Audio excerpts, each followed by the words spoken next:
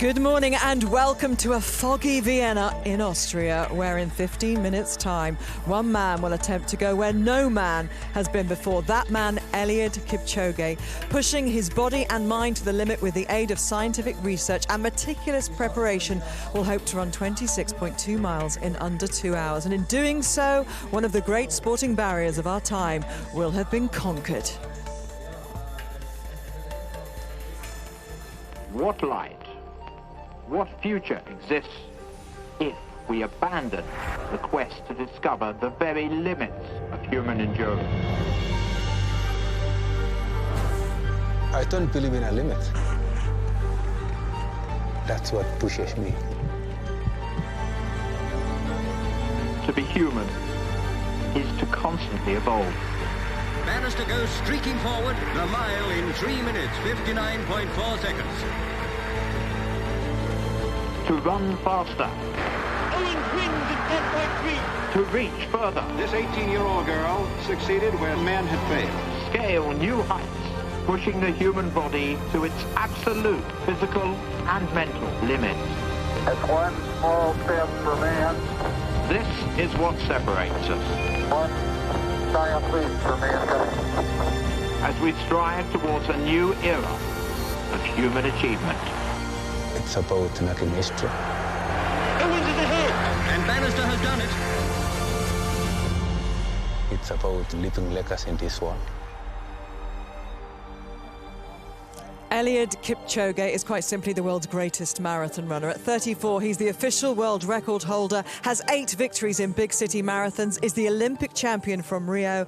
And of course, there was that one failed attempt at 1:59 2 years ago in Monza. But this is different. Lessons were learnt from Monza, and no stone has been left unturned in the preparation for this attempt at running a marathon in under 2 hours. You can see behind me, the crowds have been here for a few hours. They want the vantage spot because up there, they're hoping that when he crosses the line, the time will start with a 1. You can see alongside me, I have an international panel of experts to reflect the international nature of this event. Shalane Flanagan is an Olympic silver medalist, distance runner for the USA. Crystal Arnold, a broadcaster from South Africa, knows all about the significance of this to the continent. And Ed Caesar, quite simply, wrote the book on it, the sub-2-hour marathon, of course, I'm talking about. Ed, the scale of this event for one man is just huge, isn't it? The detail and everything that has gone into it. If I were Eliud Kipchoge right now, I'd be a little nervous. There are thousands of people who have just focused on his performance in this race. And if he does it, it could be incredible, the Everest of distance running. Absolutely. And of course, this is a record which won't be an IAAF record, but is so significant to running, isn't it? It really is up there in terms of a 4-minute mile type moment. He is the modern-day Roger Bannister. This is a huge moment, but it won't be ratified because there are 3 factors. Factor number 1 is that he is the only competitor. Number 2 is that he has pacers that are going in and out of the race, and then he's being handed fluids as opposed to picking up from a table. And of course, for Africa, this is massive. Distance running is absolutely the sport that everybody follows. It's what everybody wants to know about, and he's at the vanguard of that. Yeah, distance running is intrinsically linked to Africa.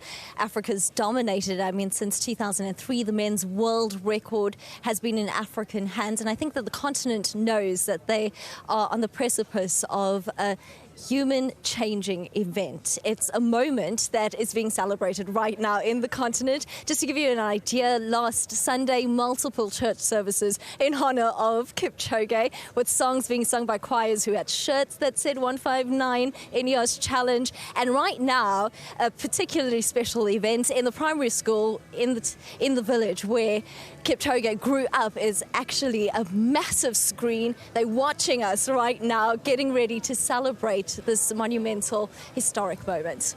Well, he is an absolutely complete athlete, a superb athlete. But it's not, of course, just Eliud Kipchoge. He's just at the front of a huge team behind him. And 4.4 kilometres away, down at the start, Radzi Chinyanganya is with the man who has been the inspiration for putting all of this together, Sir Jim Ratcliffe. I am indeed, Gavin. We've been talking about how excited we genuinely are for this. The guys seem ready. This is special to Jim. Yeah, super special, yeah. I think Eliud's very up for it. He had a good night's sleep, and I just met him, and he's looking very cheerful. Yeah. How did this all come about, by the way? Because without you, this wouldn't be happening. Well, Well, I've always been interested in running, you know, and it's obviously it's one of those great sports, and you know, something that everybody does. And we were on a motorbike trip in South America, having a beer, and was sort of, you know, talking about things really, and it popped out of the conversation. Well, yeah. The result of that is a sense of unity, because seeing the guys here, I'm an athletics fan, it's very rare that you see guys come together. Just over the fence there, we saw the guys come together, and I think they were all praying together. There's a real sense of unity here. Yeah, and I think it's very unusual for all the runners. I've met quite a few of the pacers, and they're really buzzed about this, you know, this whole challenge. But it's unusual for them because, of course, normally it's a solitary. You know, they're running for themselves. It's a solitary sport, not like cycling where they cycle in a group and they eat together and they cycle with the same team. So, I mean, it's almost a different sport for them to all come together and work for a common cause, and they're all really excited about it. And of course, in addition to that, Elliot is a really nice guy. So he's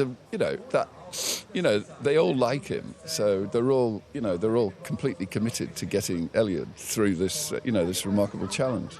And I was just saying before we came on air that I certainly wasn't around in 1968 when Jimmy Hines broke the 10-second barrier for the 100 metres, but we will hopefully be around to see history happen here. What would it mean to you? Oh, I think it's the last great barrier in athletics, I think, really. We've had the 4-minute mile and 10-second 100 metres, but the 2-hour marathon is just, I mean, it's unthinkable. I think it's superhuman to be able to run at that pace for 42 kilometres. 2 minutes 50 per kilometre for 42 kilometres is superhuman in my book. It really is special. Thank you for your time. I won't hold you up anymore. You said you want to be watching the start, and we're not going to miss it. I do. Thank you. Cheers. Yeah, it's a real passion for Jim Ratcliffe, and he knew putting this together after he'd met the man himself that there was only one athlete who had the experience, the knowledge, and it was so perfectly poised and ready to do this and make an attempt today, his second attempt, and that man is Eliud Kipchoge. Kipchoge is the champion again, absolutely supreme. This is one man trying to run under 2 hours, which has never been done before in the history of mankind. He's the only athlete in the world capable of doing this. He is 3 times Abbott World Marathon Major World Champion, current world record holder, Olympic champion. He is absolutely the GOAT of marathon running. Elliot is extremely consistent in his life and in his running. Very disciplined, obviously unbelievable talented, nice, humble, beautiful person. I think especially the thing about him is his incredible working ethic. He's carrying with him values that all of us in whatever level in our society or in life can learn something from. Eliud said many times, 100% of me is nothing compared to 10% of the group. I totally believe in myself, believe in my technical team, believe in my teammates, believe in my training, and that's what pushes me beyond the barrier. The 159 challenge, it's about making history. It's about leaving legacy in this world. It's about actually giving information to the whole world that no human is limited. What's clear, Shalane, is that Eliud's desire to achieve this almost transcends the sport. He's got the gold medals, he's got the world record. He would like to win another Olympic game, but he's done that already. He understands that this is something that will leave a legacy like no other. Exactly. This is a stamp in his legacy. He's done everything else there is to do in the sport, and I think he wants to inspire the future generation, and this is his platform. And what does the athletic community think about that? I think everyone's inspired. I mean, when you're in the presence of Eliud, you just feel his presence and his inspiration, and his running just speaks for itself, and everyone wants to be like Eliud. The progression of the marathon, obviously he's the man that holds the world record, but when you look back to the early part of the last century and you see it come down from just under 3 hours to where we sit now, people will say, well, what next? How far can it go? Are we at the edge right now, Ed? I think physiologically, we are pretty close to the edge. When you look at the screen and you see how those times have come down, you see it slowing up as we get towards 2 hours. And that's because, the best athletes are not reaching the edge of what's actually possible. So Yeah, we're close. Let's just see how close. Absolutely. Even if it's a few seconds underneath, it will be a remarkable achievement. Now, for any distance runner, any athlete, the week leading up to your event is vital. The weeks leading up are vital, but it's that tapering down, when to change your carbohydrate intake, all of those things. When you don't know exactly when your race is going to happen, well, that must throw things into chaos for any team. Not this team, of course. Today was the preferred date, and the weather gods collided, and they decided, yes, it was going to be Saturday the 12th, but it has been a really interesting week since they left Kenya. Copy, we have Mr. Elliot Kipchoge of the Kenya Civil Aviation Authority. Best of luck on the 159 challenge and bring him the title.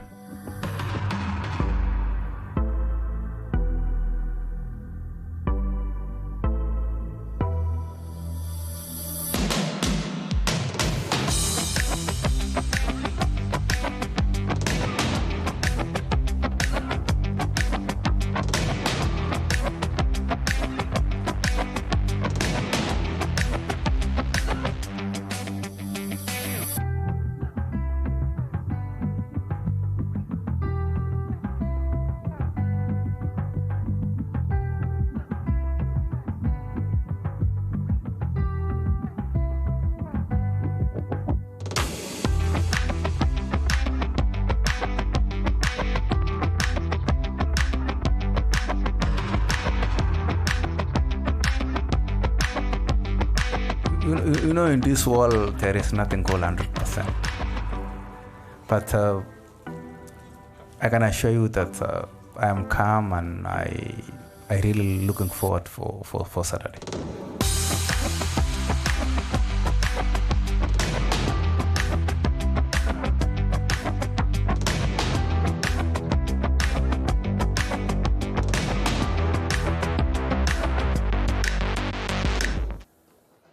Every I has been dotted, every T crossed, everything thought about that possibly could be. Ed, is he going to do it? Well, the marathon is a brutal sport, and Bill Rogers said it can humble you. I feel like he has a very good chance, but anything can happen, and I'll just keep my fingers crossed. And the weather, the fact that it's foggy today, Shalane, a little bit foggier than expected, you know, it throws another little doubt maybe into the minds, and this is not a foregone conclusion. No, I hope the marathon gods are smiling down upon Elliot today. He is such a joy to watch, but I think the factors of the weather, I don't think is going to play into the actual result. So, dying to see how the formation works, how the technology works today. It is going to be a fantastic watch. I'm going to hand you over now to our commentator, Chris Dennis.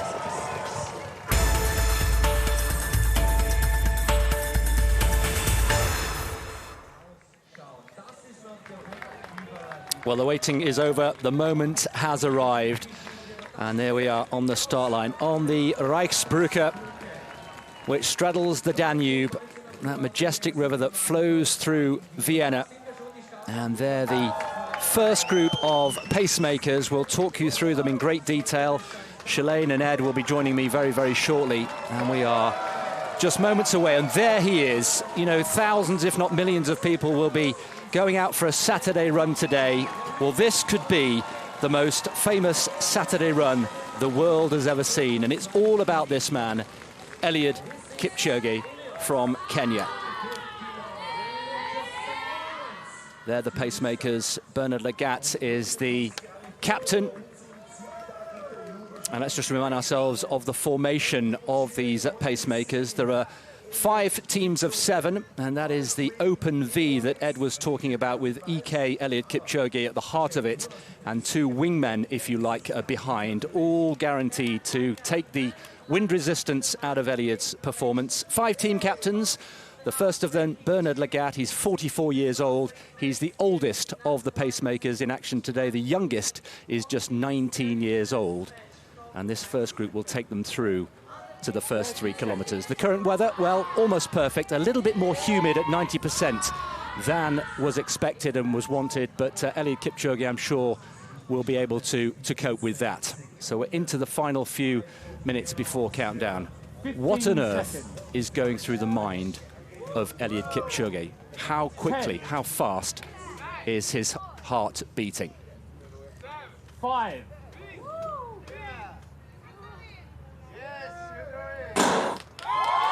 We have liftoff. Apollo Kipchoge is up and away, and the challenge, very easy to say, to run 26.2 miles, 42.2 kilometres in under 2 hours.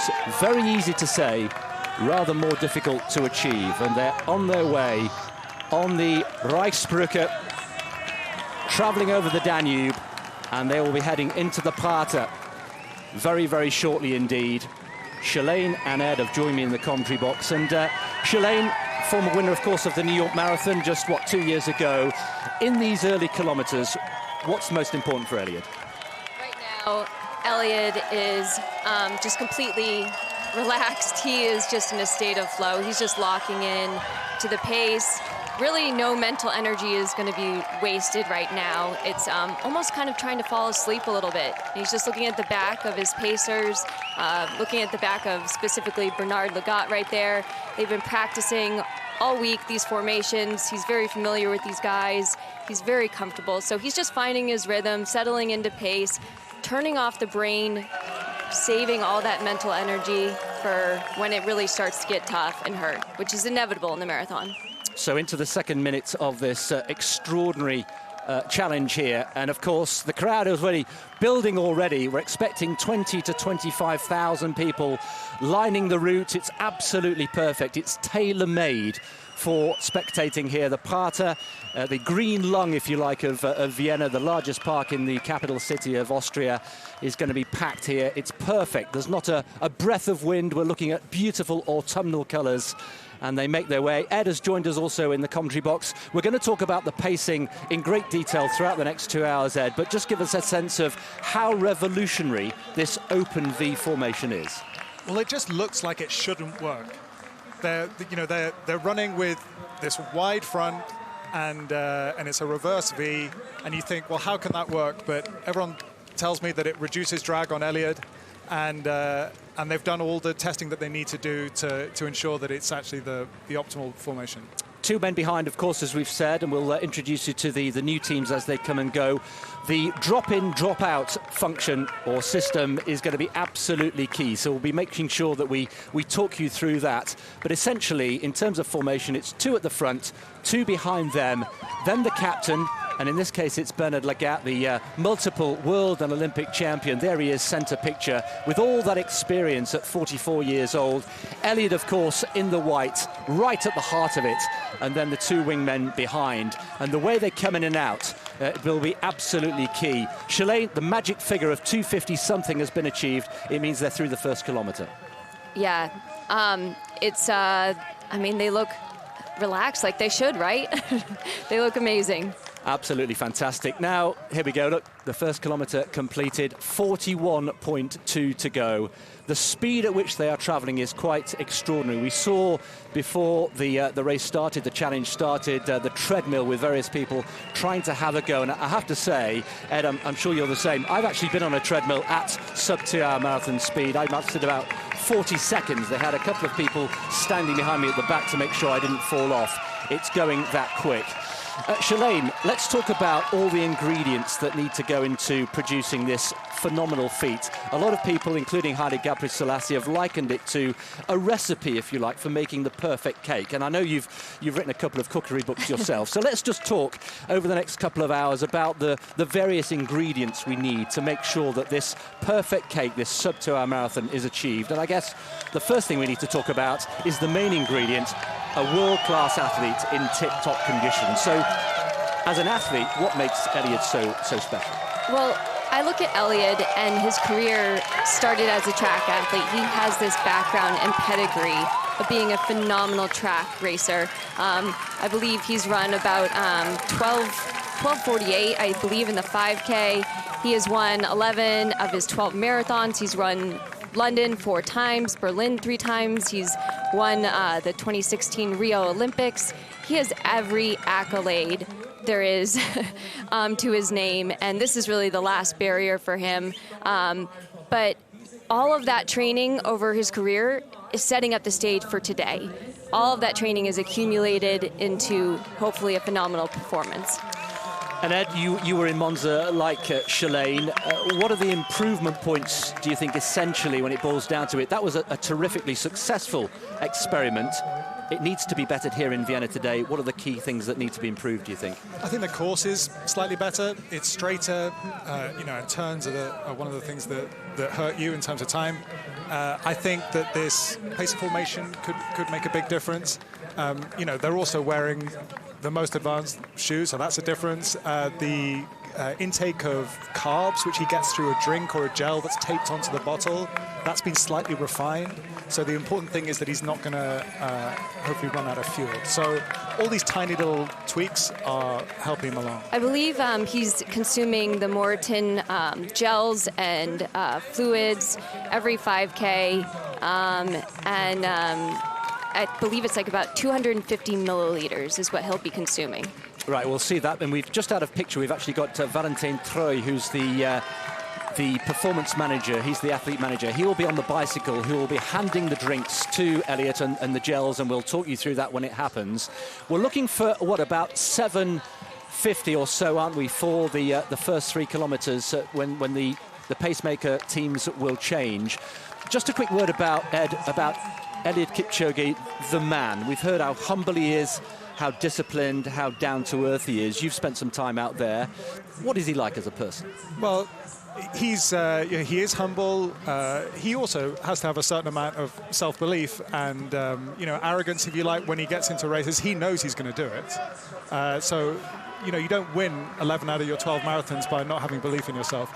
So he has a great and humble attitude to life in general. He gets on pretty well with his teammates. He mucks in with chores. He's a much-loved person in his training camp and around Kenya. But, when he's out there today, he's the boss, which is what he also gets called in camp. So, he's just switched into boss mode right now. He is a phenomenal person as well as a phenomenal athlete, and there he is, just bunched in behind the pacemakers. The absolute trust between all 8 people at any one time cannot be overstated. Bernard Lagat there, right at the heart of it, the initial captain, and he will be handing over shortly to the second team, and Eric Kiptanui will be the second captain. And there are 9 stages altogether. The formation, barring any unforeseen circumstances, the formation will remain the same throughout each of the teams. And the one constant throughout of all this, of course, is Eliud himself. Eliud Kipchoge there in the white at the heart of things. Back to Eliud the person. I mean, you mentioned the fact that he's a man of the people. He takes his turn, doesn't he, at chopping vegetables and cleaning the toilets. He doesn't live at home when they're on camp. He just lives a few kilometres away, but he insists on being part of the group all the time. Yeah, and I think that's the key thing for him is just to keep doing the same things that have led him to this point. So he's not had his head turned by making a lot of money. His family live in quite comfortable circumstances, and he doesn't most of the time. So you can, there are a lot of different athletes that might have dealt with that a different way. But his way is just to keep on doing the same simple things that have got him to this point. You mentioned his family. Shalane, we've got his wife and 3 children here today. It's a first, his wife Grace, and they're all watching him live in a marathon, in this case a challenge, for the first time. Yeah, Grace is, he calls affectionately his family his ignition key, which is a beautiful term. His wife, Grace, he said, is his main supporter.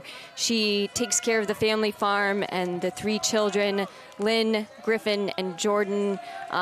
He finds that his family is his inspiration and plays a huge role in what he's able to do. And I believe this is the first time his family has traveled to come to one of his races. So I think he wants to make sure that they're part of something historical today. And so I'm sure they're extremely nervous. As a family member watching my family compete, it's always easier to be the athlete than actually being the supporting role. Well, 3 kilometres approaching, so we're expecting a change, Ed, very shortly of the team. Yeah, and I, for one, of this formation, it looks strange and it's wonderful. You see Jack Rayner there with a fabulous sort of 1970s style moustache spread across his face, giving us a sort of nostalgic feel. This is what the organisers are calling a kind of a K shape. Or a Y shape. Or a Y shape, I guess. But we have these 2 tail gunners here, and all of it is to do with creating a little pocket of air around Elliott. You'll see on the left of screen there that there's the green laser. This is the laser pacer.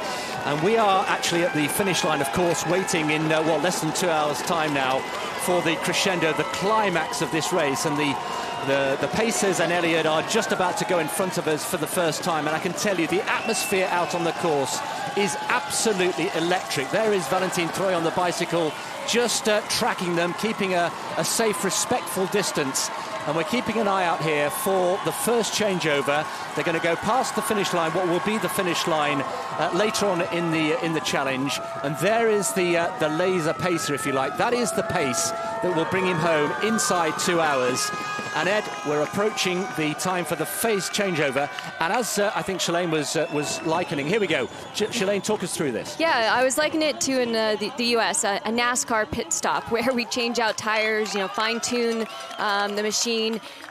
Same thing goes here for Elliott. He's switching out and getting fresh runners that are hopefully smoothly transitioning into formation so that Elliott can just draft and conserve as much energy as possible. Well, you can see there Bernard Lagat just giving a little hand clap, and he just peels away. And Ed, as a first transition, and here's the new team taking over, Team 2, with Eric Kiptanui now taking the Lagat role as the captain, just ahead of Elliott himself. Ed, for you, how smooth was that? That was pretty smooth. And did you see that Bernard Lagat hung around there? So everyone else in the team dropped out. Bernard Lagat stayed in front of Elliott to give him the protection while the other team swapped in, and then he swapped out last.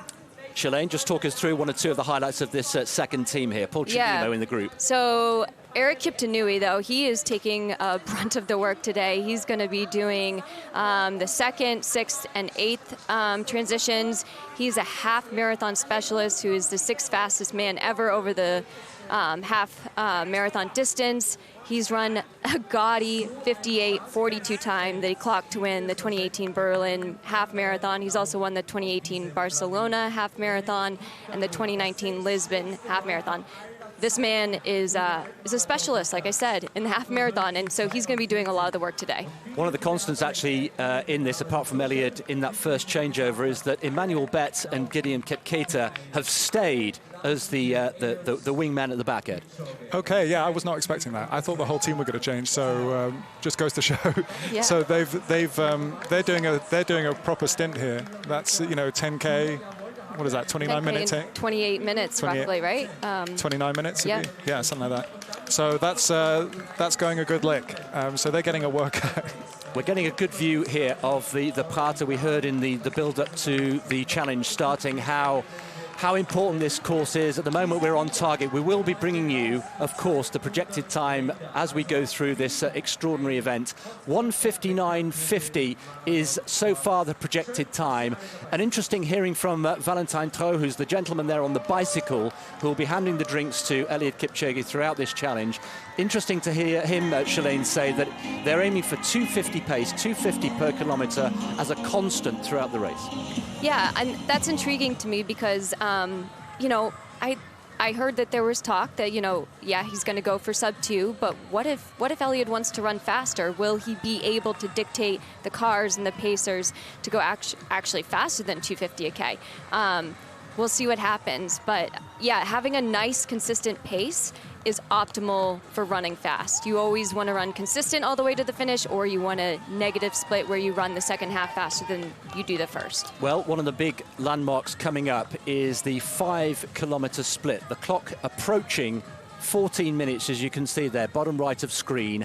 And if he's on schedule, he should be hitting 5 kilometres in 14 minutes and 13 seconds. And as Gabby was saying before we started here, just contrast that to what the average person does, certainly in Great Britain and throughout Europe, in a park run, 5 kilometres. Many people watching today, of course, will be watching the Ineos 1:59 challenge and then going out to run a park run themselves. So Eliud Kipchoge should be now hitting the 5-kilometre mark. Ed, how is he looking?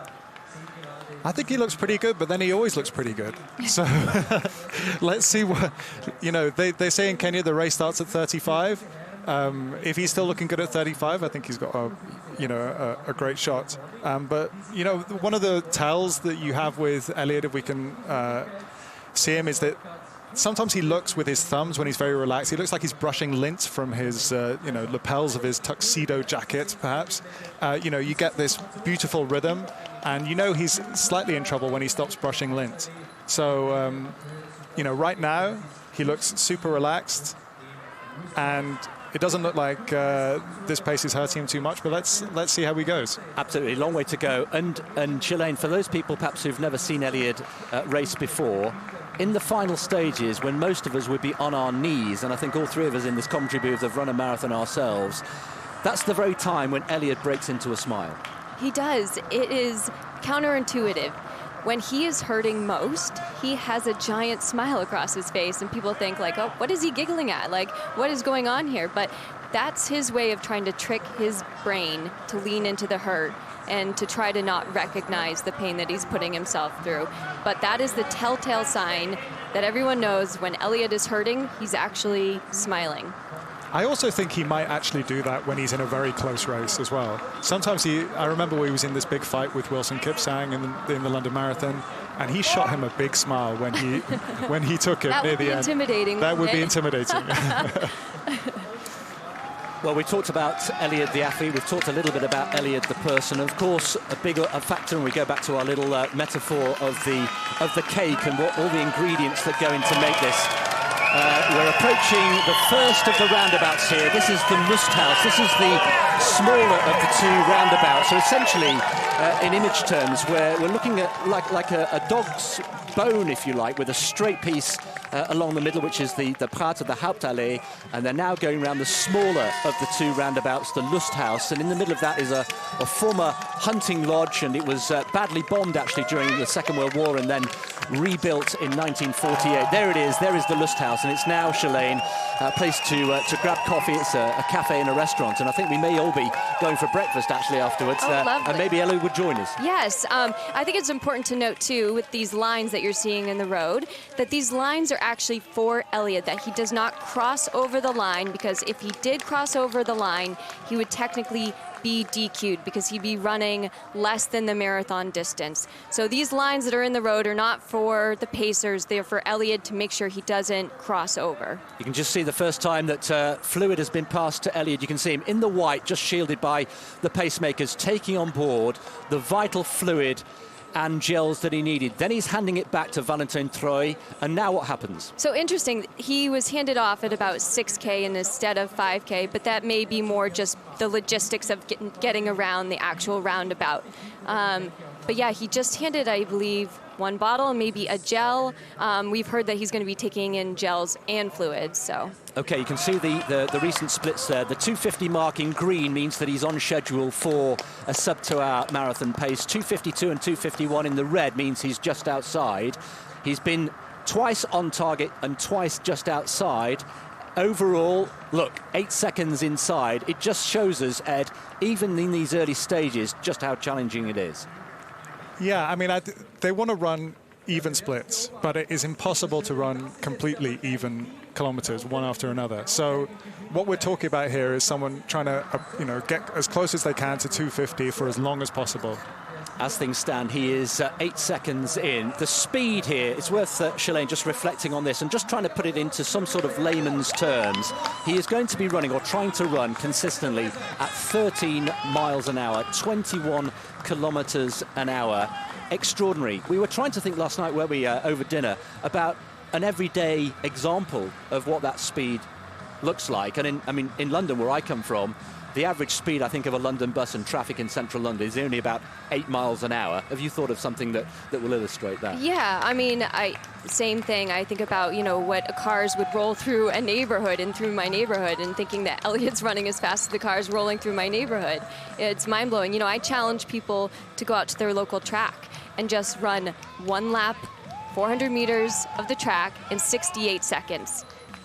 I bet you not many people can do that. So that just goes to show, and Eliud has to do that. 105 times. Yes, thank you for doing the math. 105 times. Yeah, we can break this down in so many ways, can't we? Yes, one lap of the track, if you go down to your local track, 68 seconds. And he has to do that 105 times. And as we heard earlier on, each 100 meters in 17 seconds.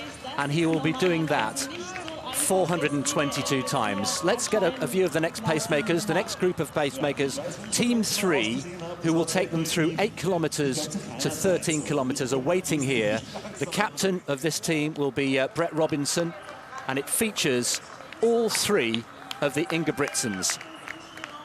This is really remarkable. You know, it was very fun to have all 3 of these Ingebrigtsen brothers from Norway in the same 5,000 meters, race, and now they're all part of the same team here. This is one of the really cool things about this event, is that people come from, they come from 10 different countries, and they're all part of this one project. The story of these brothers is remarkable anyway, that they're all world-class athletes. So to have them all in the same team is really something here. Yeah, and the Ingebrigtsens just came off of the World Championships in Doha, where they competed in the 5,000 meters and 1,500 meters and had a great World Championships. Maybe we're hoping to come away with more medals, but they've extended their season to come here and help Elliot, and I think that's tremendous. The last K, the 7th K, was in 2:48, so we are under prescribed schedule right now. Yeah, and just a couple of seconds makes all the difference. So we've just given ourselves a little bit more margin for comfort here. 10 seconds inside sub 2 hour pace so far, and we're heading towards the 8-kilometer mark. Ed, just a little update on what we read into the facial expression and the body language of Elliot himself. Yeah, I think he looks smooth. It doesn't look like he's hurting too badly. This will be a tumult of exertion. There's just no other way to look at it. He's going to spend 2 hours working really hard, but what he's trying to do is tamp down those feelings. Shalane has actually done this, at a professional level and won big marathons, and I wonder what it actually feels like when you're in this situation. Yeah, these early stages, I'm thinking all about conserving energy, because it's inevitably going to get hard, but you're always hoping that you're having an on day and that the hard doesn't get hard to the very end. No matter what, once you hit about 30 to 35K, reality sinks in that you're running a marathon and that you're running very fast. And Elliot is attempting unknown territory. Each step that he's taking is towards history. He is racing the clock and running towards history. So there's a lot of motivation to nail this and get it dialed in. And here we approach the 3rd transition here. Team 3 just about to take over. The captain, Brett Robinson. And again, we'll introduce you to the members of Team 3, but it's again another very smooth transition. There we can say Henrik Ingebrigtsen, Philip as well, and Jakob, centre of picture, all fresh, as Shalane was saying, from the World Championships in Doha. Again, marks out of 10, Ed, for that transition. I think that one was the best one yet. Agreed, that looks so smooth. It could be the fact that 3 brothers are so accustomed to running together, but that looked really smooth. And the crowd appreciated it as well. You can hear them tapping on the sides there, absolutely fully dialed in. So let's introduce you to this new team. Team 3, remember there are 5 teams in total, and we've not got 1, but 2, but 3 Ingebrigtsen. Shalane, just pick out 1 or 2 of these for us. Well, so Brett Robinson actually is the team captain. He's the Australian. Oh, Henrik. Stanley Kebanay as well from Kenya. There are 15 Kenyans across the 41 pacemakers. There is Philip Ingebrigtsen as well, the middle brother, and Jakob as well. Jakob is the youngest of the 3 Ingebrigtsen brothers. And then we also have Brett Robinson, who I said is the team captain. He's from Australia. It's quite a collection, isn't it? And we've changed the wingmen, Ed. This time we've got Kipserem and Jonathan Correa now operating as the bottom of the Y. I think in an absolutely ideal situation, they would be running a bit closer to each other, the wingmen at the back. Apparently that's what helps, prevent the wash. But I think everything looks pretty good here, and I think the main thing is that Elliot stays quite close to the guy that's in front of him, the captain. I think that's the kind of key part of this formation. Well, let's hear from one of the pacemakers. Let's hear from Emmanuel Bett, who's been talking to our reporter Kristen Arnold. Emmanuel, that formation, why does it work so well?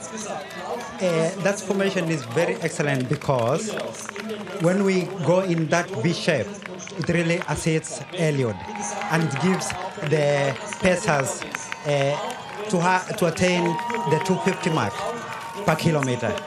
So I think that strategy is very nice, especially towards the target of 159.59. Yes.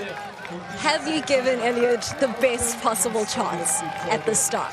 Exactly. I hope everything will go well. Yes. So I have confidence the way he was running, because I was looking from behind. If it goes, everything goes like that. Excellent. 159.59 will be capable. And how smooth was that first transition? It was nice. Everything was in order. It was organized. The pacers are really catching up with the formation. Yes, exchange formation. Emmanuel, thanks for chatting to us. Go and recover. Thank you too. Thanks. Bye-bye. Bye-bye, Emmanuel. Yes, his work is done for the day, because he took on the first two teams and was one of the two wingmen. So Emmanuel Bett has done a great friend. There we've just got a great shot of the Hauptallee, the main stretch. And it's worth just reiterating, Shalane, that 90% of this entire course is flat and straight. Yes, you couldn't ask for a more flat and straight road, and that is prime for fast running. Anytime you have to make turns is when you actually are slowing down, so they've minimized the amount of turns. The target time holding up pretty well. We've been hovering between 8 and 10 seconds inside sub-2-hour pace. So far, so good. And Ed, the next real milestone will be the 10-kilometer mark, and sub-2-hour pace would put him in, what, 28:26? Yeah, which is a pretty tidy 10K. And he's got to do it 4 and a bit times. Do you mind me being rude and asking what your best 10K time is? My best 10K time is 37:22, I think. So I have, I would be going some. I wouldn't make 500 meters with these guys. Shalane? Mine is 30:22 from the Beijing Olympics. So, yep, not even close. Well, you're just better than me, Shalane. Yeah. So approaching 10 kilometres, we'll be there in, what, a minute and a half. And just a word about this wonderful Hauptallee. You can see there the chestnut trees that line. It provides a natural protection, doesn't it? As well as being highly beautiful, particularly at this time of year. But any sense of any wind is really protected by these wonderful chestnut trees. The Prater Park, they call it the lungs of Vienna. Yeah, I think the that's green such lungs, a beautiful term. But yeah, it's the trees are literally oxygenating the air, is protecting from any potential wind. However, you don't see any of the leaves moving outside today. It is still as can be. I feel like with the fog and the leaves on the turn, and we're in Vienna, it feels like a kind of Cold War thriller. It's got this feeling of sort of mystique about it today. Like yesterday was this gauzy sunshine, and it was very beautiful. A lot of families out in the park and people running up and down the Hauptallee, and today feels like, there's something going on. Mystical, yeah. Yes. Well, we've got the Riesenrad, which is the Ferris wheel. We may get a glimpse of that at some point during this challenge, but that's at the far end, and that's the iconic Ferris wheel that appeared in The Third Man, written by Graham Greene. So there's historical references all around this course, and hats off to the research team who scoured the world. We heard at one point that perhaps London was being considered as the main venue to hold this challenge, and as we've heard, no stone was left unturned in terms of searching for the ideal venue. I think we can see today that they've got it spot on here in Vienna. It really is the most naturally appropriate venue for this. Just have a moment here to think about how good this looks. Take away how fast they're running. These guys just look incredible, especially when you get that, the front-on shot, and you see these guys running so fast, 13 miles an hour, and the kind of ease in the stride. I think, Philip particularly and Jakob look so good when they're on the... They make it look so easy, don't they? But reality is they've worked so hard to make it look so easy. They've just upped the pace a little bit. We're actually 13.3 miles an hour. And we should also say that we've mentioned how world-class all of these pacemakers are. Just a sense of privilege to be included and invited to take part. You really feel that from the chats we've had with the pacemakers. Well, they definitely are here because they want to be here. No one's forced them. They're here, they're here because they wanted to be involved with this. And I remember from Monza, that feeling afterwards, it was a near miss. There was still kind of a party atmosphere. Oh, for sure. When he finished, I don't know if you remember, but they lifted Elliot and carried him on his shoulders. They all idolize and look up to Elliot, and I think they look at this as a chance to be a part of history today. And, you know, it's a beautiful opportunity to help someone that we know can transcend our sport. One of the things about it is, I think, you know, we touched on this a few times, you know, Elliot is part of a team. He does train with other people. But when it comes down to it, you start on the, you know, on the start line and you're on your own. This feels more like a kind of Ryder Cup moment, or you know, it's a team moment in a sport that doesn't normally have teams. Yeah, so they're looking to be a part of something bigger than themselves today. And also quite fun to run. You don't want to be the guy that messes up, but also quite fun just to run with nothing personally on the line for you yourself. You're just running for someone else. I think actually that might be quite of a stress relief. It is. I mean, it's a thrill. It's nice to have that motivation to run for someone else and really allow them to fulfill their dreams because you helped out. That's a great feeling.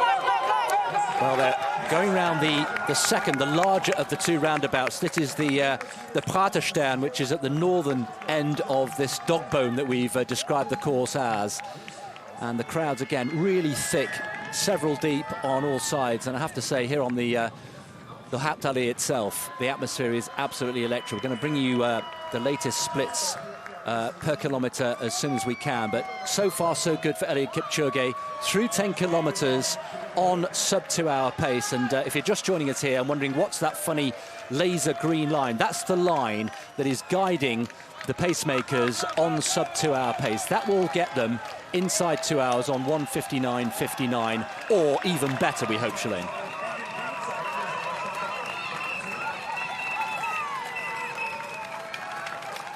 So 11 kilometres completed, half an hour of running. So we are a quarter, Ed, of the way through, and he's now fully warmed up and into his running. Yeah, you'd say he'd be warmed up by now. Half an hour.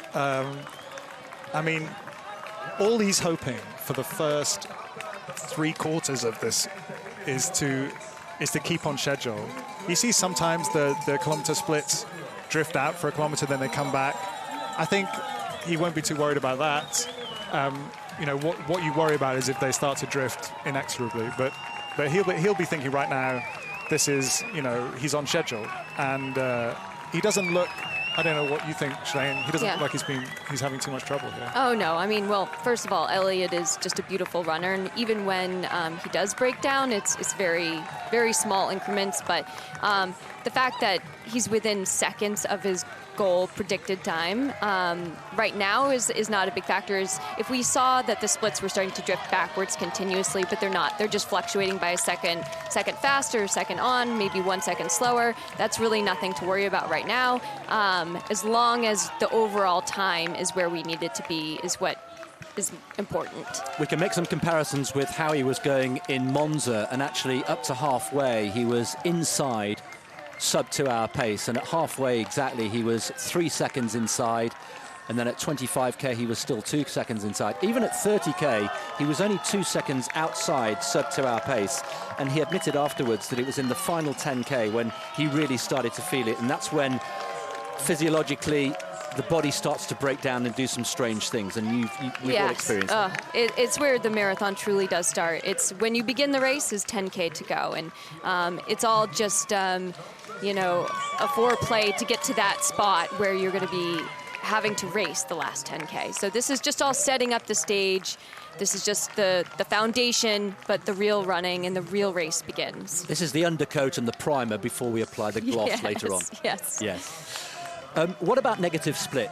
Very much the modern way, isn't it, in what we could call traditional marathon running, where we have a competitive race. This is very different here.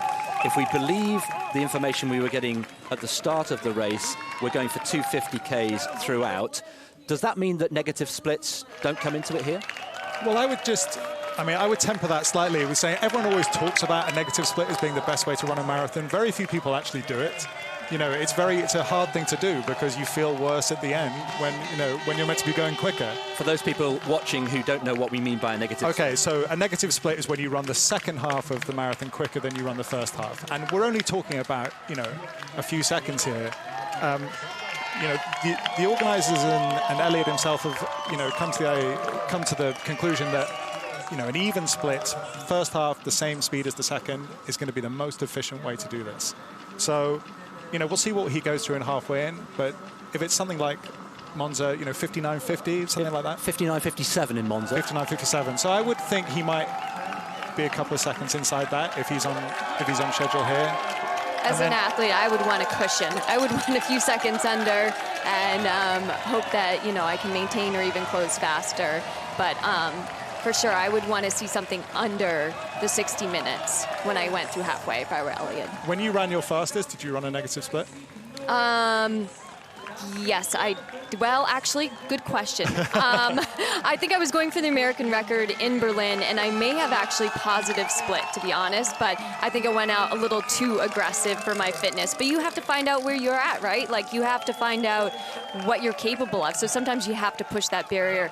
I think this is a little bit more calculated. I think they know exactly what he's capable of. And that's the whole point. We're going to find out what he is capable of, and that's what he wants to know. Yeah.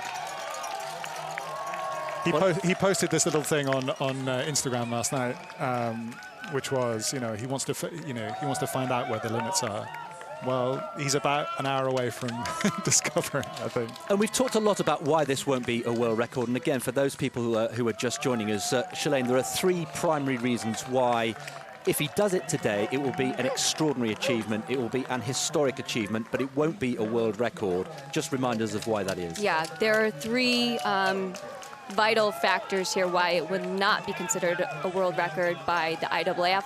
The first one is Elliot is the sole competitor in this race and in this challenge. In order for it to be ratified, there has to be more than one competitor. These pacers don't count as competitors.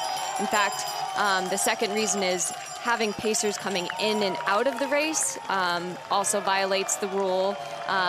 They'll be interchanging. And then the third one is the fact that the fluids will be handed to Elliot via a bike and not picked up traditionally like in a major marathon on a table. So those are the three reasons why it will not be ratified as a world record. And Ed, I was reading actually, and you're a historian of the marathon distance, there was a point at which actually it was illegal to take on any fluid within the first 10 miles of the race. And had somebody done that at that time in history, that would have invalidated any time, any world record. Yeah, the rules have changed in interesting and complicated ways over the years. You know, there was a race in St. Louis, the Olympic marathon, where the guy that won the race was on strychnine, which was rat poison. You know, and he was not strictly ushered to the anti-doping tent at that point in 1906. So, you know, there have always been changes to the way that these things are regulated. I think the most obvious transgression of the rules is the pace-setting formation. We're about to head to team number 4, who will take us through the pacemaking team, led by the Swiss Julien Vanders, and they're standing by, waiting for what we hope will be another smooth transition. So team 4 standing by, and let's see how smooth that transition is. Here they go. Shalane, talk us through this one. Yeah, I'm watching the execution. Looked really smooth. We have in the arm sleeves, nice choice today by Lopez Lemong, who's actually a teammate of mine, and I help coach at the Bowerman Track Club. He's a multi-Olympian. Wow, that was a great transition. I love that. And we have one of our only athletes from Japan in this team. Yeah, Lopez Lemong, like I said, of the Nike and USA, the Bowerman Track Club. Patrick Tiernan of Australia. Shadrach Koech as well. It's a truly international team. Murayama from Japan. Do you know what? You're not going to get a lot of windbreak out of Shadrach Koech. He's quite a little guy. I'm pleased they didn't stick him in as the captain right in front of Elliot, because he would have got about, you know, his chest up would have been I'm curious if that was a consideration. It must size. Be, right? Must be. Yes. I mean, but if you were just thinking about that, you'd get Lopez Lemong right in front of Elliot. He's pretty True. tall. Yeah. Jonathan Correa, one of the anchor men at the back, a really lifelong friend of Eliud Kipchoge. We got a glimpse of Eliud Kipchoge there, side on, and I wonder if we'll just get a glimpse of his facial expression, just to read into how he might be feeling at this stage. But we've had what? We've had 3 or 4 transitions so far. Ed, generally speaking, how pleased are you with the way the pacemaking teams have come in and come out? Drop in, drop out, as it's called. Well, you know, this event was always going to have a bit of ballet about it, and you know, you needed everyone to know to know what they were doing, what their steps were. I think for the most part they've been pretty good. The idea is that Eliud spends as little time out of the formation as possible, and if you've got 8 changeovers, that's 10 seconds a time when he's not in formation. So, well, Henrik Ingebrigtsen is one of those pacemaking team. He's just come off and done his duties. He's been speaking, or he's now with Crystal. Henrik, it's special as an athlete to be involved, but also special as a family. Of course, it was like an everyday workout for me and my brothers, trying to stay in formation as we normally do in our training. And how pleased were you with how smooth it went? I think our team did a very good job. We were a little bit surprised that the laser jumped a little bit, but not completely prepared for that. But other than that, I think the turn went as smooth as it could have been, and also I think all in all, job well done for our team. So Eliud's on track. What about you and having to extend your season for this event? Of course, I feel happy to be part of this, and of course, being able to participate in an event like this and also helping the marathon improve as an event, I feel happy to be part of this. Great chatting to you, Henrik. Thanks. Well, it's been a long season, but I'm sure they won't have missed this for the world, particularly if history is made today. If you're just joining us, you're very welcome indeed. We could be seeing history unfolding here on the streets of Vienna, in the Prater, this famous park which runs pretty much parallel to the majestic Danube. And we are 14, 15 kilometres into this challenge. It's not a race strictly, it's a challenge, it's an attempt to run the first ever sub-2 hour marathon, and the man at the heart of it is the man in the white vest there, Eliud Kipchoge from Kenya, this supreme athlete, simply the best marathon runner the world has ever seen. He's the Olympic champion, he's already the world record holder, and he is surrounded by his band of brothers, the pacemakers. We've got 41 in total, 35 who will be active in different teams here today, 6 in reserve if we need them. And Ed, with your writing head on, you've described this as something of a Swan Lake affair. Yeah, Swan Lake meets Chariots of Fire, perhaps. It's partly because of the choreography, but partly because of the colours. You know, Eliud's in white and these other guys are in black. I just think it, you know, aesthetically, it looks very interesting. And you know what I love is, you know, the lasers are pouring out this place on the road where the guys have to find their marks. You know, imagine having to do all this running at 13 miles an hour. You know, we're talking about, you know, a pace that would be crazy for most people, even very fit club athletes, to consider, and you're having to absolutely hit your spots. 12 centimeters to the left or the right, you know, you're not doing your job. Absolutely right, and as Shalane mentioned, there are parallel, you can see them now on the tarmac, those parallel lines in orange, which they have to keep within, of course, down the Hauptallee. That's very straightforward, but it's actually when they go around the 2 roundabouts at the either end of this course that becomes crucial.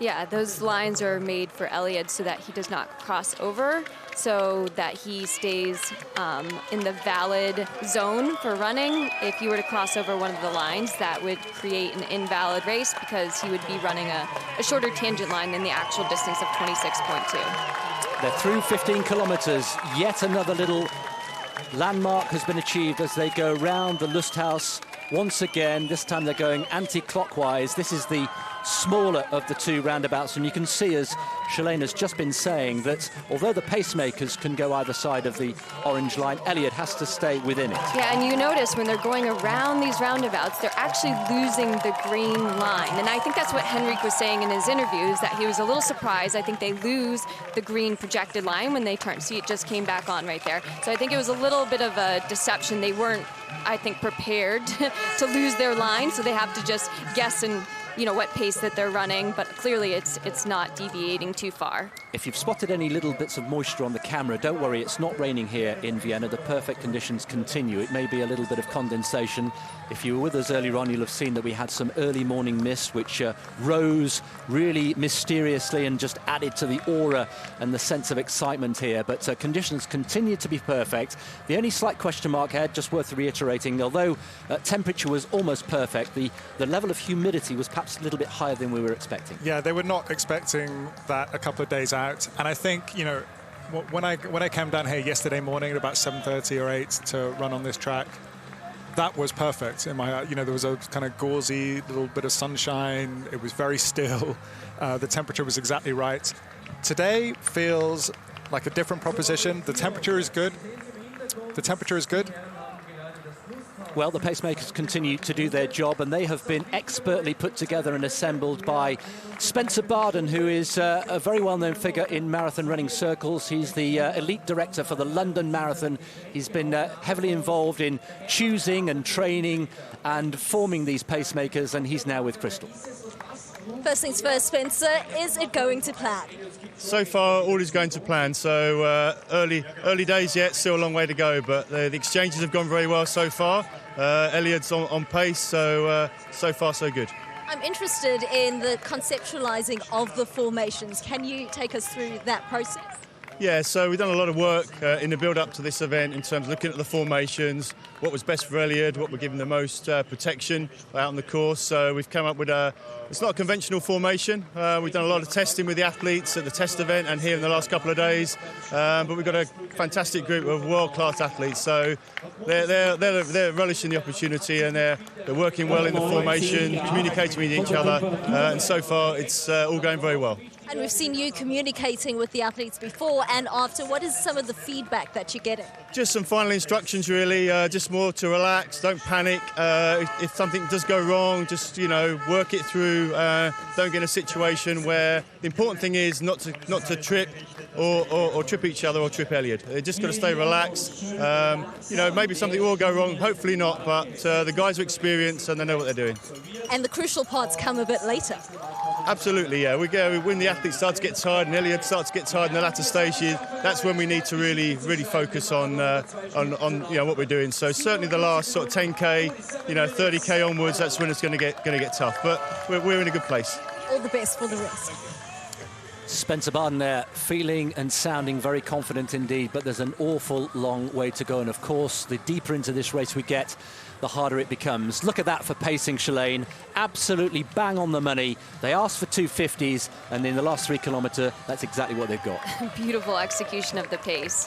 But to be expected. These guys are professionals, and they're setting it up for Elliot. You're a world-class marathon runner yourself. You've won the New York Marathon. Can you feel, do you know what it feels like to run, not necessarily 250s, that's superhuman, but if you were running at, say, 3s or 310s or 320s, does your body inherently know what that feels like?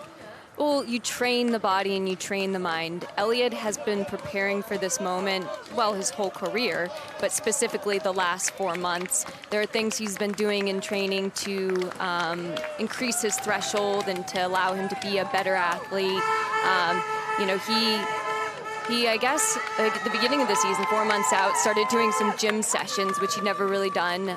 They spanned about 2.5 hours, 3 times a week. He wasn't doing a lot of mileage yet, so he was getting in the gym to build strength. In fact, they were doing some fun aerobics and step dance mixed with lifting and stretching. In fact, there's a great video if you go to the Ineos website where you can see them all step dancing and having a fun time.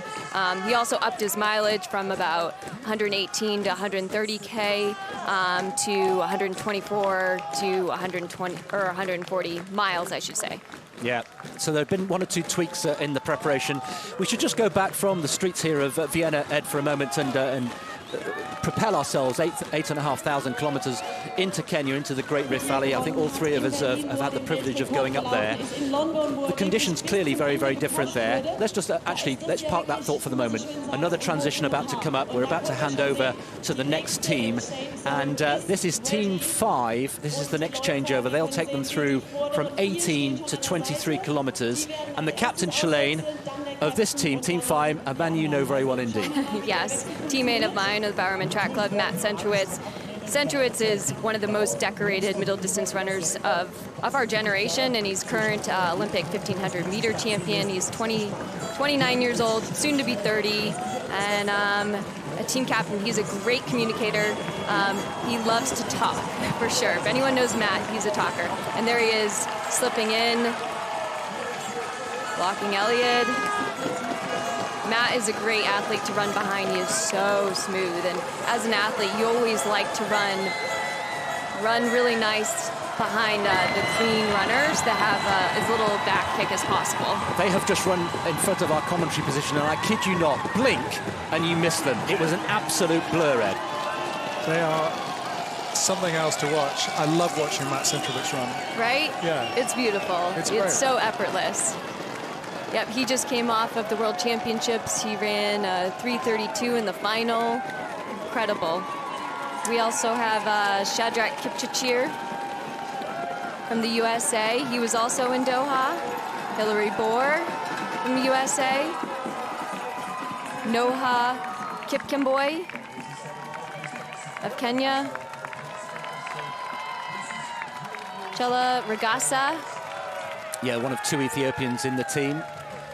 And Matt Centrowitz of USA, the captain, right in front of Eliud. Solomon Barega of Ethiopia. Yeah, the 19-year-old silver medalist in the 5,000 meters in Doha. And our last one, Moses Koech. So it's all change. Ed, I'm just wondering, was that perhaps not the smoothest of the transitions we've seen today? Yeah, I think that was, you know, you saw the way that Matt Centrowitz just had in his mind he was going to shield Eliud right from the very first moment, so he even shifted across with him. That was very cool. They seem to be executing these really well. You know, what the thing that to look for is, you know, I think it's Eric Kiptanui who's got to do 3 of these. You know, he's been asked to basically do a rep session where he does 3 times 5K at 14:30, you know, with the long gap in between. Let's see how good their changes are the 3rd time he has to do it, you know, because there's going to be fatigue. The athletes will be, you know, the paces will The paces are going to be getting fatigued. Yeah. So, you know, the first ones you'd hope would be really good, everyone be on their toes. The real skill is going to be to do it when you're tired. Well, the current captain of this latest team, Matt Centrowitz, has just started his journey. The previous captain, Julian Vanders from Switzerland, who spends a lot of his time up with Eliud in Kenya, he's with Crystal now. Julian, as captain, tell us about that role and how crucial it is for today. Yeah, my role as a captain is very important because actually Eliud is supposed just to follow me. So he's not supposed to think about anything, just follow me. And I also have to lead the guys in front of me. So if they are not on the line, I have to tell them, stay on the line, go a bit more in front.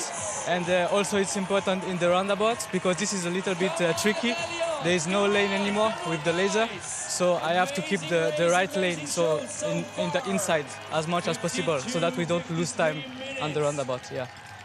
So special to be in this event, but running almost to make Eliud's dreams come true. Yeah, it's a big honor. I think all of the pacemakers are so happy to be here. It's a privilege, and you know, for us we are just a small part. I mean, running 5K is nothing compared to 42 kilometers, and I can say it's a big inspiration, and I think he's really showing that there's no limit in his mind. Yeah. And Julian, you have such a connection to Kenya. I love your bracelet. It says run in Swahili. Tell us about Kenya, the experience of training with Eliud. Yeah, so for me, I live in Kenya for now 4 years. I don't train with Eliud, but not far in Iten. And I have an amazing group to train with. We push each other every day, and I just like the mentality of the Kenyans. It's just so amazing, so inspiring, and it has helped me to improve so much. And I think I just find the right environment for me. I just feel like I'm Kenyan now. And judging from what you picked up from Eliud along this section of the race, do you think he's on track? Yeah, definitely he's on track. For now, he just I think he's feeling easy because he's not even at halfway. What I admire is the focus, the concentration. And you know, with the pacemaker coming and going out, it's not easy. So he has to be also very focused. And I think he will do it. It's not even I think, I'm sure he will do it. Thanks, Julian. Asana Santa, Julian Vanders there, a native Kenyan now, originally from Switzerland. So 19 kilometres completed. The next milestone, of course, will be the 20k mark. 56.52 would put him bang on course. So we've got a couple of minutes. Ed, let's just go back to the Great Rift Valley and what it's like up in Eldoret and Kaptabat. There's the latest splits coming through, 250s, and they've just slightly increased there, 248 Shalane for that latest kilometre. I mean, they're right on target. We'll get our, yeah, it says on target. I think it says under 11 seconds, but we'll get the real feedback when we hit 20K. Like you said, we want to be 56.49. Yeah, 56.52 or something thereabouts for 20K. And 59.57 through halfway. So the next milestone will be halfway. Kaptagat, 2,400 metres at altitude. Here we are in Vienna at 165 metres above sea level. The conditions up there, Ed, very, very different. Just take us there. Yeah, the only similarity really is that Elliot's training camp is in a forest. So he has this very simple training camp. They go for long runs through the forest and all around dirt roads. They come back, wash from water from a well. You know, it really is quite rudimentary. The training is quite often quite early in the morning, especially the long run. They would go out, you know, at sort of 5:45, 6 o'clock. So before sunrise. Yeah, and you know, the very fun thing is to follow them along in the Matatu bus and then watch as the sun comes up, and you've got this huge group of runners, many of them world class, you know, running their 40k long run. That's, you know, that's fabulous to watch. And Shalane, in terms of diets, when they're in the training camp, again, it's pretty basic stuff, but it's all high nutrition. Yeah, it's all high quality ingredients because it's locally sourced from the land right there. They have a diet of milk from local cows. They have beet juice, rice, ugali, which is like a maize flour, which is a Kenyan staple, and occasional meat. But it's just really simple foods. There's not a lot of processed foods. So it really allows them to have really great nutrition. And it's not that they're trying to have great nutrition, it's just naturally the way their culture is. Well, actually, I have to say that the beet juice thing, I think that might be a new innovation because I don't remember, you know, from a few years ago anyone doing that. But there has been some science into the, you know, the potential of beet juice. So I wonder whether that's a little something's been introduced. Just a quick weather update. There was a 10% chance of rain forecast for today, and I can confirm that it has just started to rain now. So if we see one or two splits and spats on the camera lens, that is now real rain as they go around the Praterstern again, the larger of the two roundabouts at either end of this Hauptallee course, and they are now through 20 kilometres. We'll bring you the latest split as soon as we get it, but 56.52 Shalane was the target for 20 kilometres, and very shortly we will be through the halfway point. Yeah, I mean, they did not want rain. They did not predict rain, but you know, Elliot is prepared for anything. I don't think that's going to deter him in any way. He probably isn't even recognizing that it's raining. There's some great fans trying to run along the course on the outside there, maybe trying to capture a picture or encourage, but I don't think he'll be lasting very long. Oh, there he goes, chanting. What a surprise, he's disappearing off the picture. There is Elliot. We've been talking about all sorts of things, and of course we shouldn't forget that the man at the heart of this whole day, this whole several months, years of planning, is Eliud Kipchoge. I'm noticing just a small gap from him to Matt Centrowitz, and I don't know if it was, you know, him just giving a little space or if he's kind of falling off a little bit. It'll be interesting to see. Hopefully he tucks right back in there with Matt.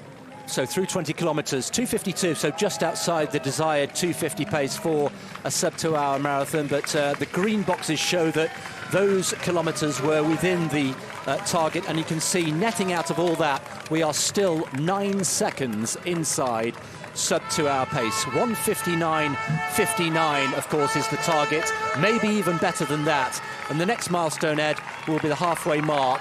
And a reminder that in Monza 2 years ago, when he had his first attempt at breaking the sub-2-hour marathon, he went through in 59.57. Yeah, so we're looking for anything in the high 59s is good. So let's see. I was noticing that gap as well to Matt Centrowitz, and I was thinking maybe that's just the turn.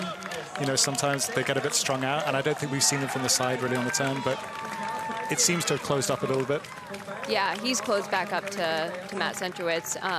It did have me a little nervous, though, just watching him, only because, you know, the data shows that drafting, you conserve about 80% of energy as opposed to being out front and taking the brunt of the win. Ed, some people have criticised or maybe had a view about the role of the lead car there. We can see perhaps that's adding extra protection and adding to the aerodynamic thing. But essentially, as far as the experts have explained to us, the only reason that car is there is to project the laser pacer. Right, so if you look at the aerodynamics, if you talk to Robbie Ketchell, who designed the aerodynamics, he said if it were up to me, I wouldn't have a car, which, again, is counterintuitive. You'd think a car would help, but you know, what he wants is for these front 5 guys to be hit with as big an energy flow as possible, and the car doesn't help him do that. So yeah, again, it doesn't seem like that would be right, but all the computational flow dynamics that they've been doing have told them that, you know, the best results would be without a car. We are now approaching the second half of this challenge. 21 kilometres completed. 21.1, of course, is the exact halfway point. 42 kilometres, 195 metres, or 26.2 miles, if you like your distances in the old imperial thing. And that's the scene here. It really is atmospheric. The crowd in the Prater, this green, clearing the conkers off the course. Of course, it's early autumn here in Europe, and we are on target and 11 seconds inside the sub-2-hour marathon pace. Of course, the first part of the race, the first half, is just clicking off the kilometres, really. And as we've seen, and as we say so many times at Shalane, it's really after 30 kilometres that the real business gets done. Yeah, that's when the real running begins. I was trying to see if there was a half marathon split there yet. I didn't see a split, so, but it... We'll try to get that half marathon split, but I believe it was under 1 hour. We'll get that to everyone soon. Well, we are 11 seconds inside, and I guess it's all about conserving energy and getting that balance right between maybe having some credit in the bank, Shalane, in the first half of the race, so that if things do get a little bit tough in the latter stages, in that last 10K, that he's got somewhere to go. But getting that balance right, striking that balance is so important. When it's such a finite race, and this is unknown territory, literally no human has tried to attempt this, so there's a lot of unknowns physiologically what Elliott can handle. So we may see some fluctuations here and there. I do see a little bit of strain maybe on his face. He's kind of puffing his cheeks, maybe doing a little smiling. It means he's working hard, as it should be. This should be hard. But I can see some signs that I didn't see about 5K ago that he's working. I think he's already working. Yeah, I think he's having a little difficult little patch. Yeah.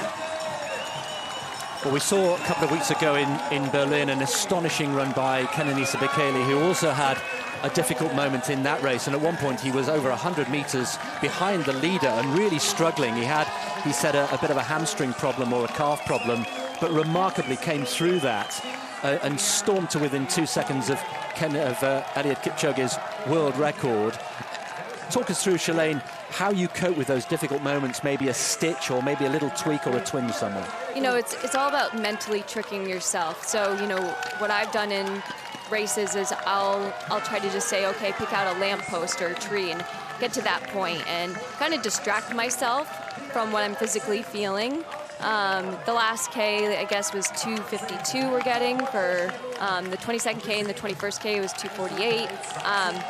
But yeah, distraction. It's all about mental distraction to take yourself out of the moment in a way. And sometimes I'll refer back to my training back home and my successful moments where I push through the discomfort and the pain. I may look forward to just something as simple as getting to the next fluid station. I'll do all sorts of little tricks to get myself through the rough patches. 2:52, Ed, for the last K. Yeah. How high would that figure need to be before you started getting seriously worried? It just, if you saw a few in a row, I think it's less the number itself than the pattern it suggests. So I think he's trying to settle himself down now. I've just been watching him very closely for the last couple of minutes. I think he had a rough patch, and I think maybe he's just coming through it. But let's see. the next couple of splits are going to be seriously interesting to watch, because that's going to tell us whether, you know, this is on or not. Yeah, still maintaining a very, very healthy speed here. 13 miles an hour. Needs to be hitting 13.1, of course, to consistently get to sub-2 hour pace. 26.2 miles, the full distance in miles. And let's just home in on here on Eliud Kipchoge. This is a great shot for us to see the cadence and the way, the rhythm, the natural rhythm.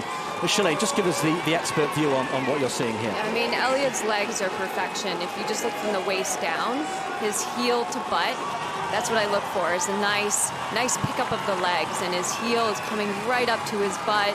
He's got nice pop off the road. When athletes get tired in the marathon, you'll just see that their foot tends to land a little bit heavier and wants to stay on the ground longer. We just got a nice glimpse of them run by so quickly.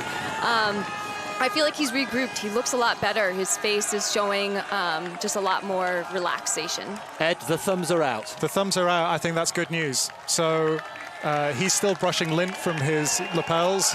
So he's, as far as I can tell, I think he's come through a little rough patch there. Well, that's good news if indeed he has. We're waiting for the 6 team to get ready. They will take over at 23 kilometres and take them through to 28 kilometres. And there we are. Eric Kiptanui, who's having a busy old morning, who's back on as the team captain.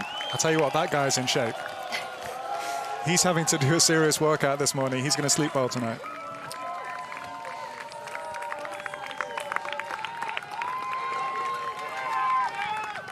Okay, so we've got Philip Ingebrigtsen, who's back on for his second stint.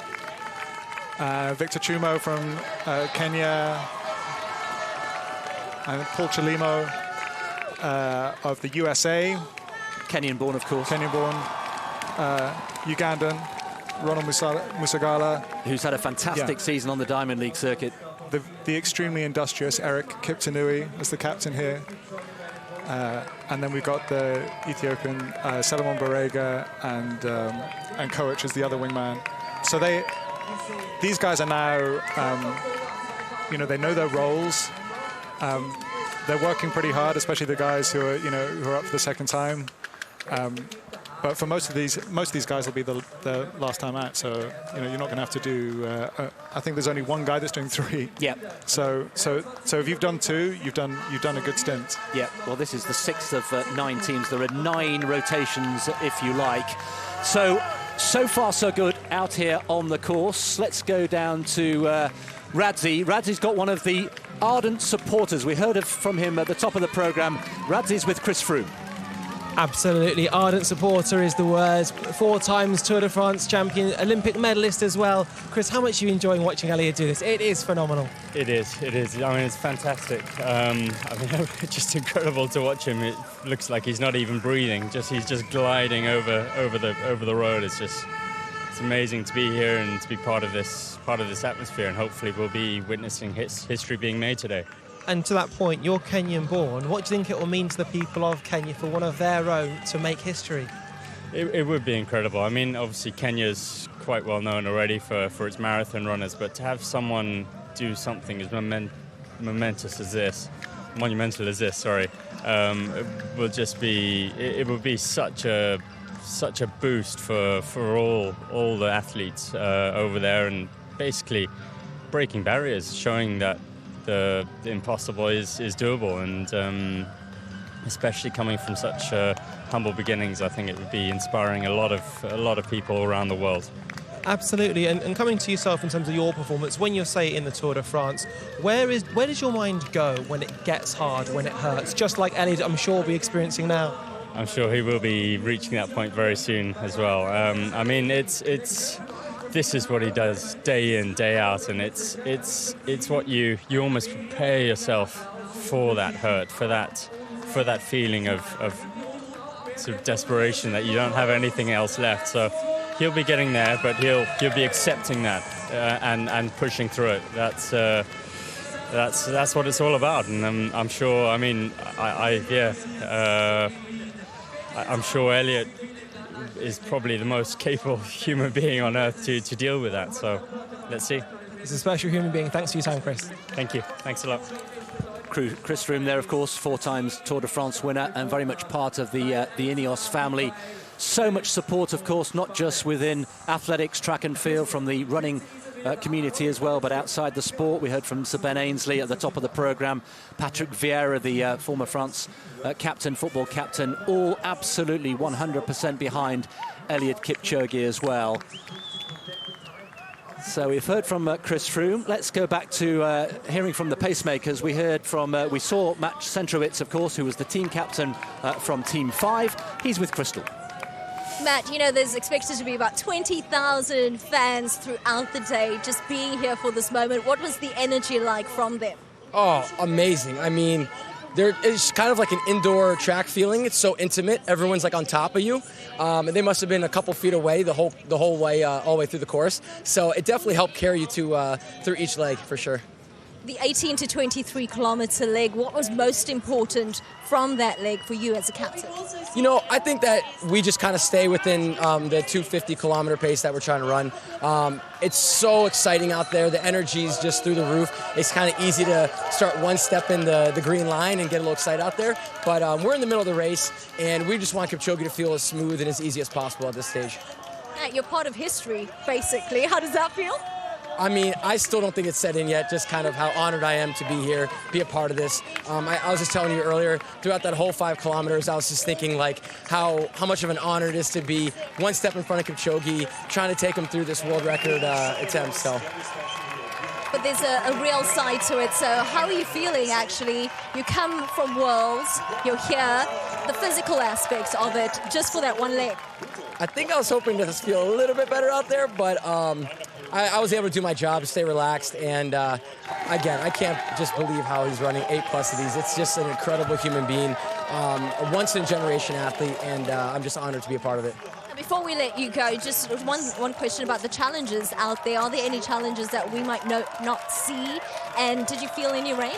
As the team captain, our biggest challenge was making sure we stayed within a line on those roundabouts, and so we can make sure he runs the accurate 26.2. So the other guys in front of me and behind us were allowed to go outside those lines, but we had to stay inside of it. And then the second, I think, just kind of difficult thing out there that you might not see on the camera is just how loud it is. So we were supposed to communicate with each other, letting you know, slow down, pick it up, stay together, pack it up. When we're doing the exchanges, like captain in, captain out, and it's extremely hard to hear out there, even when you're like 2-3 feet away from someone. So you might have to tap a guy on the shoulder or kind of bump him out of the way if you're trying to make any kind of movement out there. But other than that, it's great. Matt, thanks for your time. Enjoy your cool down. I appreciate it. Thanks. Matt Centrowitz there, having done a terrific job, and you got the sense there of the pride and the honour that he feels in being part of this, what we hope will be an historic day. Lots of chatting. Just left of picture there, just out of picture is Valentijn Trouw, the athletes manager there, handing now more drinks and more gels to Eliud if he wants them, and he does take something on board there. Communication, Shalane, so important throughout this process. Yeah, I mean, he has such a tight-knit team. He has worked with the same coach throughout his career. Patrick Sang has been by his side. He also has had the same massage therapist since 2002. Eliud is just a very loyal man, and he likes to build a team of people he can really trust around him. We've talked a lot today, Ed, about his physical prowess. We've talked about him as a person. There is no doubting his physical shape and what a naturally talented athlete he is. What about his mental state? Because as far as we know, he doesn't actually have a formal mental coach. No, I mean, he's very much his own coach, but you see how strong he is when he gets really challenged in races. You saw it in the London Marathon this year. He was really, really challenged by some very strong Ethiopian athletes, and you could see his strength of mind there in burning them off. You know, he does read a lot. So he likes, you know, Paulo Coelho, you know, he likes to read self-help books. You know, there are lots of kind of business style, you know, management books in that camp. They do a lot of reading, those guys, when they're not watching Premiership football and so on. But, you know, they really try to improve themselves in that regard. Yeah, he actually has in his home with his family a library full of books, and a few of the books that he's recommended I've actually read, because I said if Elliot thinks it helps him, I'm going to read it too. And so yeah, he's a great source of inspiration for many people in the fact that he educates himself and he's always self-improving. In fact, Patrick Sang, his coach, says, I think we're at the point in my career where I actually learn more from Elliot than I teach him. Interesting here, just a final briefing for the next team of pacemakers who will take over at 28 kilometres. Going through final instructions, there is Tony Barden, who is part of the London Marathon team. That is metronomic pacemaking, 250s all across the board. Yeah, that was beautiful. That's beautiful. So you want to talk about continuity as well. Elliot's mum taught Patrick Sang at primary school. So this line continues. They're from the same village, they're from the same little subset of the Nandi called the Talai. He has that real connection to his home through his sport. And we should say as well that Elliot had not just a very basic and very humble start in life. He lost his father when he was very, very young indeed, and effectively was brought up and raised by his mum as a single parent, the youngest of 4 children. It was tough. Here's a guy who, like so many East Africans we've heard over the years, who used to run to school a couple of miles in the morning, back for lunch, back in the afternoon, back again, used to cycle to the local market, the nearest town, to take the milk from the farm to get it sold. This was a hard start in life. Yeah, I don't think he would actually make too much of that because of the type of person that he is. But yeah, these guys, who lead the world in distance running from Kenya, a lot of them come from subsistence farming backgrounds, and a lot of them have a very rough start in life. And, I think Haile once said to me, you think you can be a good runner from a good family? He felt like that kind of background fertilized your talent, rather than being a hindrance. He felt like it was important for a runner to somehow, to have some challenges to overcome in their early life. Yeah, I believe there's a callousing, and probably because of his upbringing, he looks at running as a joy. It doesn't seem like a chore to him. He's had and experienced harder things in life, so running 26.2 miles is not so challenging when you've been through other things. And his mantra, very simply, hard work, humility and discipline. And the routine that we have tried to bring across to you that Ed was describing is very much a monastic lifestyle, isn't it, Ed? It's very much run, eat, sleep and repeat again and repeat again. Yeah, he just keeps on doing the same thing. There's no magic. There really is no silver bullet to getting as fast and as fit. I mean, you have to have the talent, but yes, you have to keep on doing the same things. That's the mantra for all marathoners: run, eat, sleep, repeat. And that's what really breeds and produces the best results if you want to be a great marathoner and a great distance runner. I think there was a slight trip there. Was there a trip? Yes. I just saw Elliot kind of a little trip up in that transition. And they've lost their... A little rocky. Yeah, that was a little bit ragged. You have to say that the transitions from one team to the next, they're just coming through in front of our commentary position yet again, from left to right as we look out from our commentary position here. And once again, the speed, quite breathtaking. And I can't stress enough, the crowd out on the course is absolutely phenomenal. And let's once again, Shalane, contrast that to the experiment in Monza, where there was no crowd at all. It was special invitees only, and there was simply no atmosphere. Yeah, there was only atmosphere on the final straightaway and the back side of the track. There was no one. I mean, you could literally hear crickets, you could hear breathing, you could hear your feet on the road. I think we've all know that Elliot thrives off of an environment and the support and the fans cheering. He said when he broke the world record in Berlin that when he was running alone the last 17K, that it really was the fans cheering that was music to his ears, and that was helped him break that record. So this is an essential, if we're talking about baking our cake, an essential ingredient to his success today, because I'm nervous right now because I know what the last 40 minutes of a marathon is going to feel like. Each 10-minute chunk is going to get harder and harder, and he's going to start relying on the environment around him. We're now into Team 7. There is the lineup for Team 7 with Brett Robinson, the Australian, the latest captain to take over. We've got Jakob Ingebrigtsen as well, fresh from the World Championships in Doha. We have Stuart McSwain as well. And again, an international feel in this pacemaking team. 41 in total, 6 reserves, 5 teams of 7, and they're doing a sterling job, apart from perhaps that one transition we saw where there was a slight trip of Eliud Kipchoge, which would certainly not have been in the planning and in the preparation for this, but he seems to have recovered very well. We've got 15 Kenyans, 7 Americans, 6 Ugandans, we've got Australians, Norwegians, Ethiopians, and 1 Japanese pacemaker. It really is a truly international feel. 1 hour 20 in. Let's go back to our little cake metaphor. It's in the oven. It's been in the oven for 1 hour and 20. How's it looking? How's the cooking going? Well, I got nervous there for a little bit when Eliud started to look like he was falling off pace from Matt Centrowitz, and we were in the roundabout section, and I felt like I saw some strain on his face, so I was definitely a little nervous, but I feel like he's regrouped, he's regained his composure.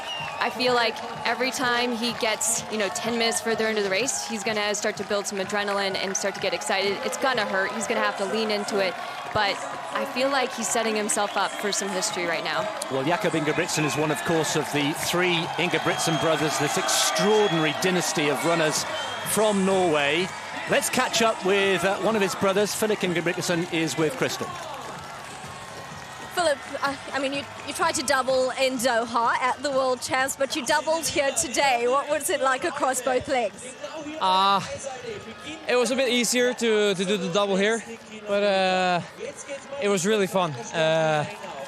We've been practicing the last couple of days and tried to give some messages and try to talk to each other during the race, but the crowd is so loud that we couldn't hear anything. So you just had to trust your teammates and help Kipchoge as good as we could. And I think it was smooth. So it was fun to experience the pace and get a feeling of what goes into breaking 2-hour marathon. It's an incredible feat if you can do it. So it's fast.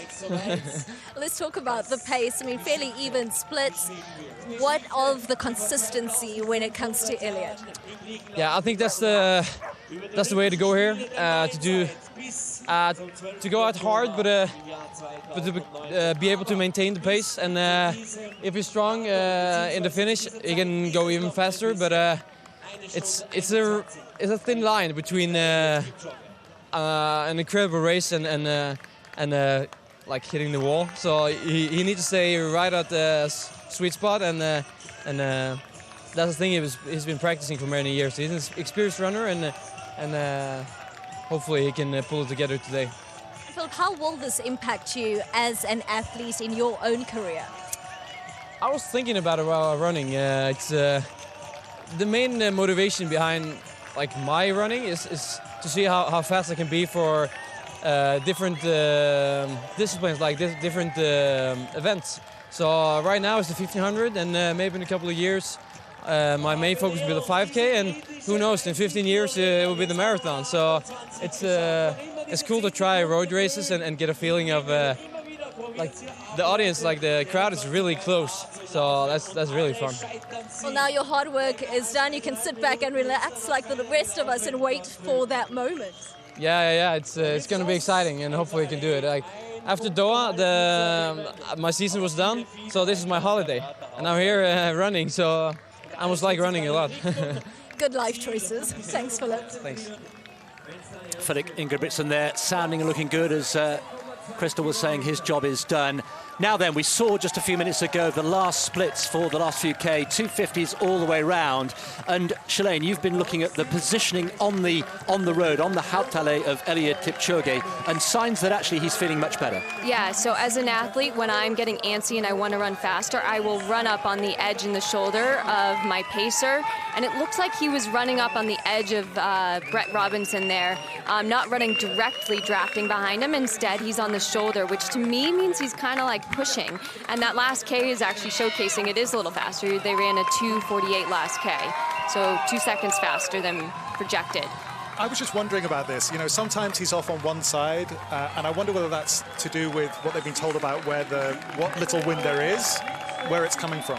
So Now we see what's kind of 12 seconds inside target time. And that's the highest it's been in the race so far. Yeah, projected 1:59.47. But isn't it amazing how much better he looks now than he did 15 minutes ago? We can only speculate. We don't know how he was feeling. If he did go through a bit of a moment, Shalane, what might that have been? You know, it could be something as simple as just his drink not settling well in his stomach. And, you know, I've had circumstances in which the fluids are kind of coming up. They're not settling well in the stomach. And it could be something as simple as that. It seemed really early on to see him kind of straining. So I'm guessing it was maybe a fluid issue. This is the quickest they've been running at any stage during the whole challenge, 13.3 miles an hour. And this side-on shot, let's just go to this again, because we see in all its glory, Shalane, the cadence and the natural running style of Eliud Kipchoge. He's just like artwork flowing down the road. I mean, they all look good. He's running with world-class athletes.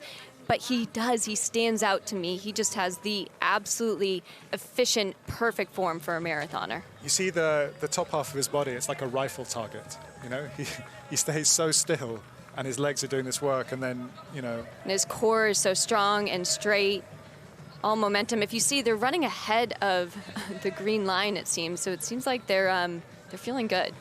This is a critical moment coming up. They're approaching the 30-kilometer mark, and the time we're looking out for here is 1:25.18. They're comfortably inside that at the moment. 1:25.18, so in about 16 seconds' time, would be sub-2 hour marathon pace. And in Monza, he went through in 1:25.20. More fans. It's the same guy again. He's having his moment in the sun there, in the grey on the left of picture. He wants to be a part of history today, and who can blame him? We all do. We're hoping that Eliud Kipchoge will be making history today. 30 kilometres have been completed. And let's just go back to Monza, just as a little guide, because in Monza he was 2 seconds outside of sub-2 hour marathon pace. Yeah, he's doing fantastically well. I saw a little grimace there, so, you know, obviously it's hurting. It would hurt doing this. Be expected. 12K to go then. This is where the critical stage of the race starts. If we were in normal marathon conditions and this was a race with lots of other competitors, they often say that the racing starts at 30 kilometers. Normally, somebody takes the handbrake off at 30K. Yeah, that is traditionally when I've been in major championships. It's 30K, gloves are thrown down to the road, hats are off. Now it's the real fighting begins. And, you know, Eliud doesn't have competitors to be fighting against, but his race is against the clock today in a race towards history. He has to be thinking right now, and I'm sure this is a version of what he's thinking. If not now, when? Like, this is my last chance. I've run 30 kilometers, you know, 12 to go. Like, what other opportunities are you looking for? You know, this is my shot. So I think he has to somehow get himself in that frame of mind, which I'm sure he does. Have both of you in your own mind got no doubt that if he's not successful today, God forbid, that he wouldn't come back and have another go? I think this is it. I believe this is it. I think he's putting everything he has into this moment. And I think that kind of pressure actually will bode well, because he's going to, like you said, today's the day. I'm going to do it. There's no other opportunity. There's no second chances. I've done all this work. Everyone's done all this work. Now it's time to execute. So why not now? Why not me today? And if he does do it, that's another thing ticked off. He will go into history. It will be his Neil Armstrong moment. And we hope that in the next, just over half an hour, we can bring him home to do exactly that. Where then from there? Does Tokyo feature for next year? For Absolutely. So Abebe Bikila, who was the first black African to win a gold medal, won the marathon in 1960 and in 1964, doubled. Eliud wants to do that. So he won in Rio. He wants to win in Tokyo. You know, so if he had let's just say he does this and he does the Olympic double, that would really make him unassailable, I think. We've just detected perhaps the slightest smile stroke grimace on the face of Eliud Kipchoge. He's just behind Jakob Ingebrigtsen at the moment, and we were mentioning earlier on in commentary that when the smile appears, Shalane, that normally suggests that he's hurting. Yeah, that's the classic Eliud. When he is leaning into that hurt, he uses it as a way to manage the pain and to distract himself. But yep, there we go. I just saw a smile If I were a competitor and I saw someone smiling, I would be very intimidated. Ed, though, you think that part of the grimace and the smile is actually to try and counterintuitively relax himself, relax the shoulders? I think he's talked about it. He talked about it after Monza. He said, I smile when it's hurting. And that's, it's something that if you try, it sounds goofy when you try it when you're running, but I think it actually does work. Like if you make yourself smile. I believe Elliot. He's the world record holder. If he says it works, you're going to see a lot more people out in road races across the world smiling, maybe. Do you know what? I just hope that, I hope that he can maintain that rhythm, because he does look very good still. Yeah, physically, everything else is clicking. Like I said, his feet are popping off the ground. They're like little sewing needle, up and down, up and down, up and down. You see how he's off to one side again a little bit here, and you wonder... Yeah, sometimes, another tactic that I've also seen is when athletes are hurting, they tend to shift around the road. It's like they're uncomfortable, and they're trying to find a comfortable spot. Sometimes, if there's, the athlete in front of you, the back kick is maybe just coming up a little too close, so he just wants to run off the side. Approaching 1 hour 30, 1.5 hours about to click round on the clock. We are into the final quarter of this race. We have just under 30 minutes to try and get Eliud Kipchoge into the history books here in Vienna on this extraordinary Saturday morning. Wow. Take us into the mind, Ed, of what he must be thinking now. I have absolutely no idea.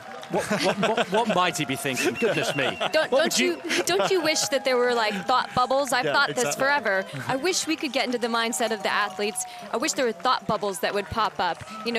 I find that in this stage of the race, I have a mix of emotions. 1 minute, I'm thinking, this is terrible, it's not going to go well. And then the next minute, I'm thinking, I've got this, I'm a rock star, I can do anything. So it's really, I think, in these moments, kind of fluctuating back and forth. I think, he's someone who is, quite a relaxed and Zen-like person. You don't have any, he's putting himself through something really, really extraordinary here, and he will be emotional. There is, thoughts bubble up, thoughts that, you think you suppressed, and bad demons sit on one shoulder and good demons, good angels sit on the other. So I can tell you, he has practiced this in his mind over and over the last 3 months. As soon as he committed to this proposition and to this challenge, in training, he has visualized these tough moments, and he's pushed through in training and said, imagine you're on the streets of Vienna. This is the crucial moment. This is when you have to execute and push through the pain. So he has practiced this over and over. And I find that actually when I'm in races, in a major marathon, I take myself out of the streets of that major city and I go back to the streets of Portland, wherever I'm training, and I visualize myself back in my training grounds, in my comfort zone, with my teammates, with my coach. And it brings this familiarity and it doesn't become this overwhelming proposition. He just had a little conversation with Valentine Trial, his manager. That tells you something in itself. Yeah. Just had a little back and forth. If he was really, really hurting badly, I think that would be impossible. So we are still 10 seconds inside the target. A couple of 2:52s there, just to break up the green boxes. Again, if you're just joining us, the green box that we've been showing you kilometre by kilometre means that he is on target for that kilometre. 2 minutes 50 for the kilometre is the target pace that we need, and that is represented by that green laser. That is sub 2 hour marathon pace, and that is the guide which is provided by the laser pacer car. There's the green laser as again the runners go in front of our commentary position. There won't be many more times we see them pass and flash in front of our commentary position before the now and the end of the race. We're into the last half an hour, and the next team, here we go, the next team, this is team number 8. Eric Kiptanui is back in action once again, and we will see Brett Robinson peel away, and this is the penultimate team, Shalane, who have got duties between 33 and 38 kilometres. This is a team that's going to really need to rally Elliot if he's hurting. I think there's going to be some communicating, them rallying him, talking to him, if he can hear it through the crowd.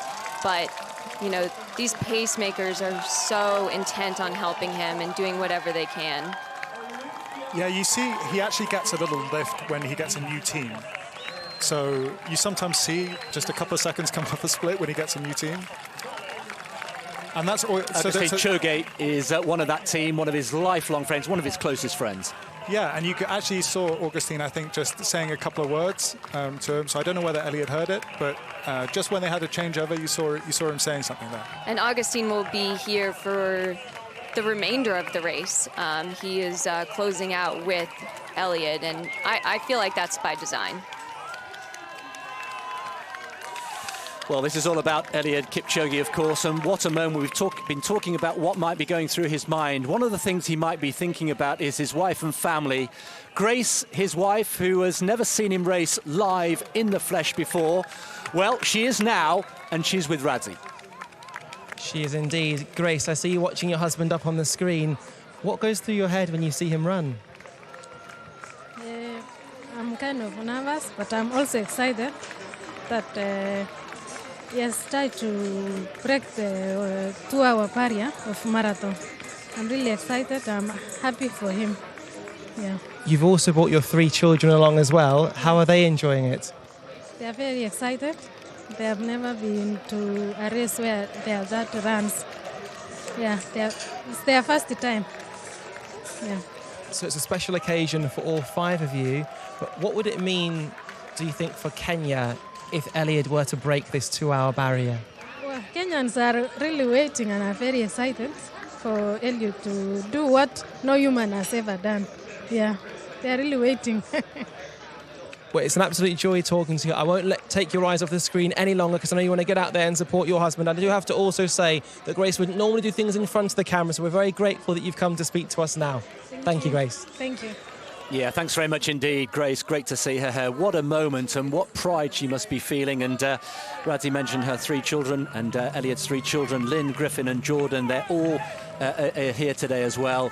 The ignition keys of his life, as Eliud refers to them. It's a lovely image and one of several memorable lines. We talked about the self-help books that he likes to read. He devours them. And actually, in all seriousness, it would be very easy for some of these lines to sound rather cheesy and rather manufactured. But when they come out of the mouth of Eliud Kipchoge, they sound sincere, and he always measures the importance of each word very carefully. Yeah, he is very selective in his words, and in a way, it's like prophetic, the way he delivers them, and he doesn't waste any words. And I think everyone really appreciates what comes out of his mouth because it holds such importance every time he talks. We are into the penultimate team of pacemakers. One man who's done a sterling job today, Stanley Kibeni from Kenya. He was part of Team 7, and he is with Crystal. Stanley, so great to grab you right here at a crucial part in this race. Can you just give us a sense of, before it all started, what was the camaraderie like? What was it like in the 10th? It was really emotional. We look at Eliud's eyes on the 10 on the screen, and you look at the man, he's very straightforward. You know, he's just, in his mind, you can tell that he's saying, yeah, I'm going to make history today. And he's happy that, you know, all of these people are all over here to witness the history and the rest of the world. Goosebump moment, it definitely sounds like. But Stanley, from an African perspective and what this means for the continent of Africa if it is attained. This means a lot, not only the continent of Africa, but the world at large. Eliud will be the first human to run under 2 hours, and this is so inspiring, not only to the runners all over the world, but to everybody that no human is limited. You can go to your goals as much as you have that energy and that strong mind that you want to do whatever you want to do. So it's not about running, it's about inspiring the world and everybody else in the world that everything is possible and nothing is limited for you. You're sounding confident. I sound confident, and I feel confident that this will happen today. I believe in Eliud 100%. I believe in the team that we have. I believe in the sponsor that, you know, sponsor these Ineos. We really believe in what's happening over here because we've been here for a long time, just getting ready for this. What of the tradition of distance running in Africa, how it gave you your base and gives Eliud his? In Africa, running started to be something that's not only sport, but everything in our lives. We do it for sport, but again, we do it for living. Running has earned me a scholarship. I went to the United States to study in the University of Arkansas, got my degree, and I was happy because I would have never been able to pay for my school fees school fees in the United States is about $50,000 a year, so I couldn't afford that. But they give me free education through my running, and now I'm still going professional with Nike. So it's been quite a journey, but a very incredible journey. I love it. Thank you for being part of this journey. Great chatting to you, Stanley. Appreciate it. Thank you. Stanley Kebeni there as they go around the Lusthaus one more time. That's the smaller of the two roundabouts. We are approaching 35 kilometres. We've got, what, just over 20 minutes of running to get Eliud Kipchoge home over the finish line inside the 2-hour mark. Just to stress, this has never been done before. No, it won't be a world record, but the whole point of this exercise, if you're just joining us, was not to break world records. He's already got the world record. This was stretching the limits. What is the limit of human endeavour? And as the hashtag we've been using said, and as Eliud says so eloquently, no human is limited. He wants to do something that has never been done before. We've had a man on the moon. We've had Roger Bannister breaking the 4-minute mile 65 years ago. We've had Edmund Hillary on Everest all those years ago. This would be, along the same lines, this will be an achievement of that magnitude. No human is limited, and we are now, Ed, into the last 20 minutes of this being a reality. I'm just watching his face here, and it is absolutely fascinating. His eyes are like dinner plates. He's having to talk himself through this. He's telling himself that he's got it, you know, he's smiling a lot. It is like... it's like a man who's told himself to dismiss what his body is telling him. Yeah. His body is saying, stop. He's a man possessed. But, you know, he's trying to become a pioneer and a trailblazer right now. And it's a threshold so bold and inconceivable, yet here we stand at the doorstep with the notion that the human spirit can take us across it. And I believe that in Monza, him knowing that he was only 26 seconds away from breaking the barrier, that gave him confidence to then go attack the world record in Berlin, where he ran 2:01:39. And those two performances, I think, is what catapulting him forward today and making him have so much self-belief that he's convinced almost everyone else in the world that he can do it too. And I think this is a huge moment. Your whole career for 20 minutes. Absolutely right. It's right here. Here are the final team of pacemakers, team number 9. They will take them home from 38 kilometres right through to the finish. And the captain, of course, he was the captain in the first team. It's Bernard Lagat, and how fitting that the 44-year-old, the oldest pacemaker in the team, the most experienced and a dear, dear friend of Eliud, should be the captain on the final leg. Bernard and Eliud have actually raced each other a number of times, and the experience the two of them have. They may not be the youngest athletes out on the road, but their experience is what it makes the difference. Wow, I think we just need to take a pause, don't we, and just breathe. I've just edged myself up closer on my seat. The butterflies are really starting to accumulate right now. And we are on the finish line here. We're hoping to call Eliud home and make a little bit of history here. I can tell you that the crowds at the finish line are 12, 15, 20 deep. We have a posse of Kenyans who are making an absolute racket. We've got Kenyan flags all over the place. The atmosphere is absolutely electric, and yet again, one of the contrasts between the experience in Monza a couple of years ago, and I think you make the point very well, Shalane, that mentally he said he didn't know when he went into that Monza experiment how close he would get to the 2-hour mark. He had no idea at all. Now he knows, and you just sense, as Ed was describing, that he knows in his heart of hearts that he can do this. Yeah, he knows that this is going to open up the floodgates of the future as to what is possible. And, you know, sometimes you can't be what you can't see. So he's going to be an example for all future athletes, but not just athletes. His message is to the world of, you know, what are you possible, you know, what are you capable of doing, and what is your possible best self? I feel very nervous right now because anyone who's ever run a marathon will know that the last few miles, anything can happen and the wheels can come off. He looks really good. He's hurting. You know, you're just hoping that he's got this. 10 seconds is the margin for error here. I just wonder, as we're, 6 kilometres from the end here, both of you, once he gets into that final kilometre, once he can physically see the finish line with his naked eye, could you argue that actually it's the next couple or 2 or 3 kilometres that are the most crucial? Yeah, I believe the next, oh my gosh, look at the fans, that's incredible. I believe that the next few Ks are really crucial, because once you can see the finish line and taste it, it's like they say like a horse running to the barn.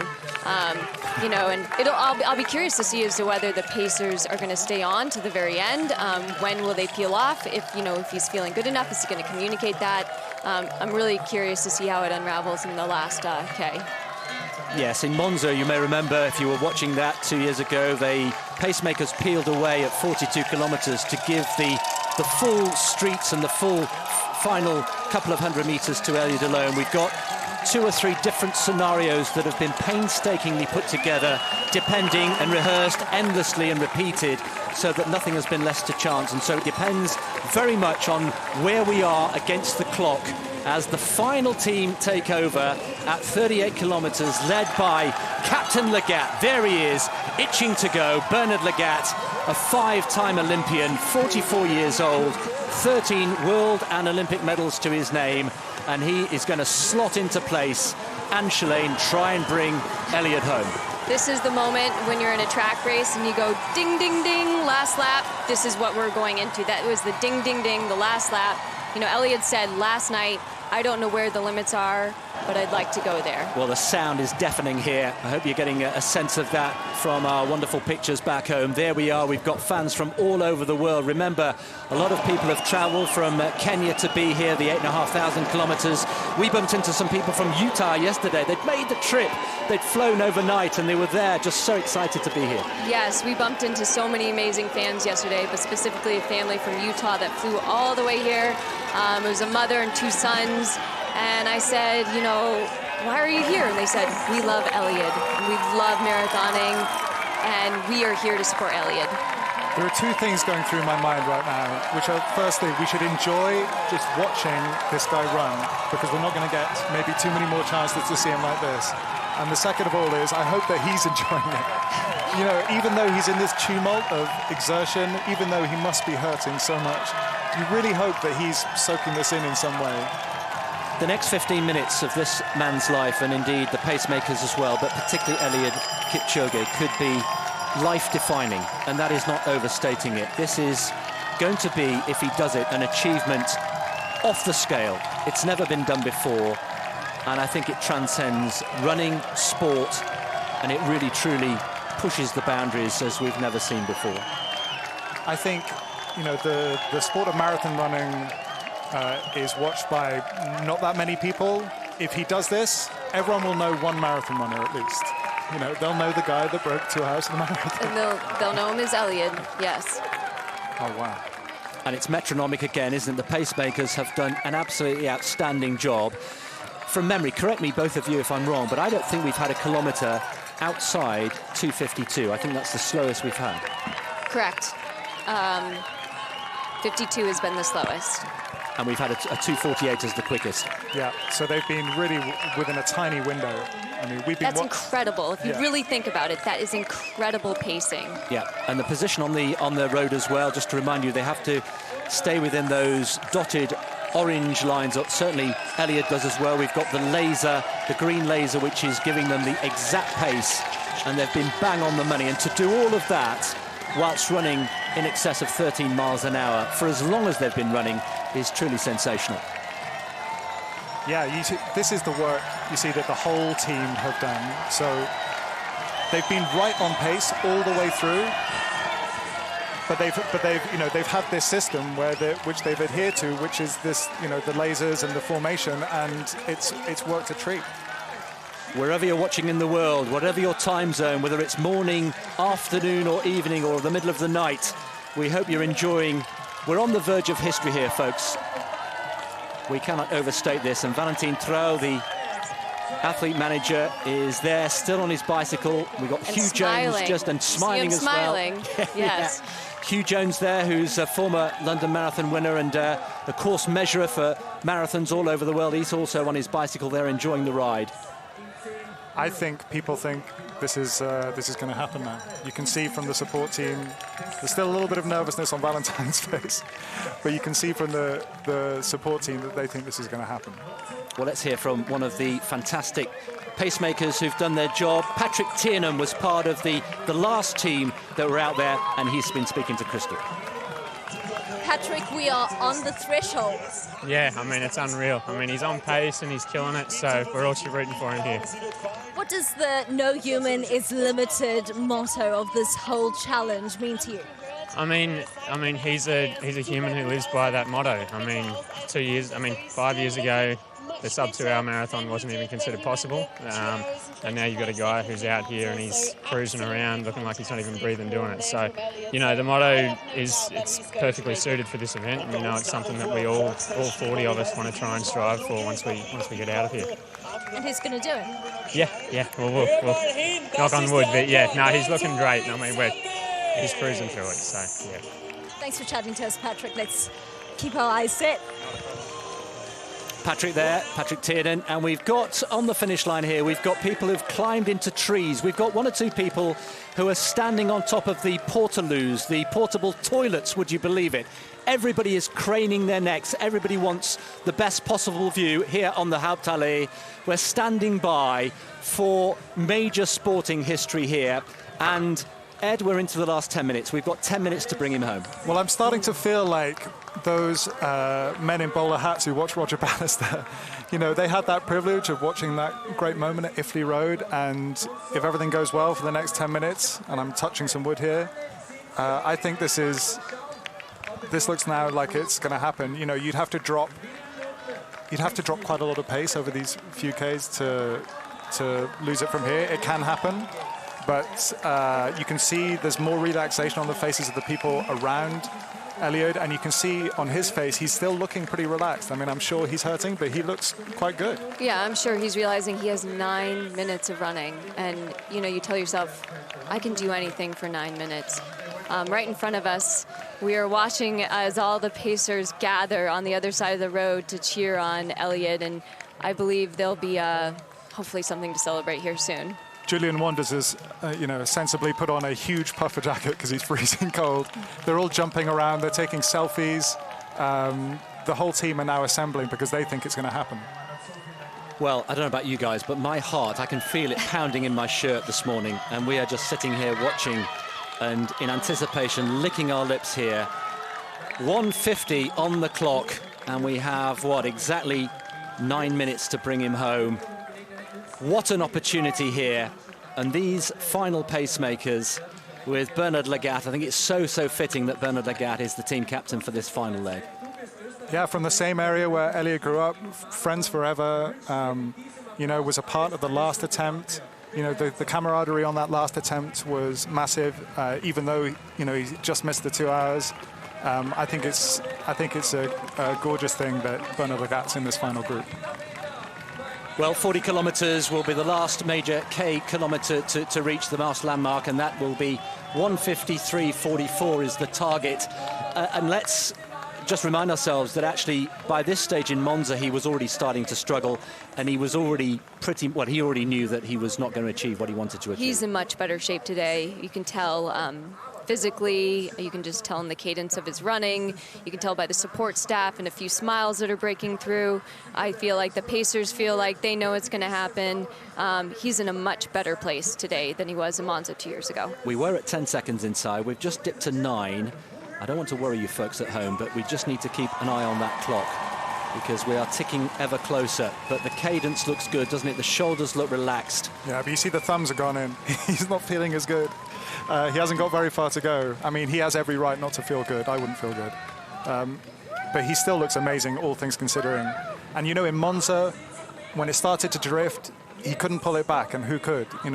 Once those splits start to drift, you're finished. It's almost like you have a rope tied to these pacers, and once that rope is broken, it is so hard to get back on the pack. And the fact is, he's not allowing the rope to swing too far off of his pacers. So the rope is not broken. He's attached to this pack, and he's going to just enjoy the ride to the finish. Communication still taking place between Valentin on the left of picture there on the bicycle. He's giving instructions out. We just saw Elliot just lift his shirt momentarily just to wipe his nose. Needs to make sure everything is absolutely on point. Let's just enjoy these pictures. I think Ed has said, let's just enjoy history unfolding here before our very eyes.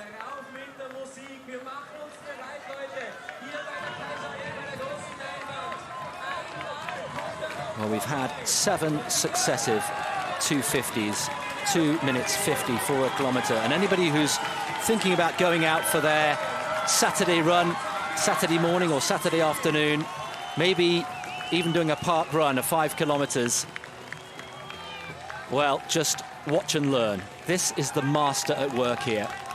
Just over 2 kilometres to go. This is something that everyone can understand. It's a neat number. It's this unbroken barrier.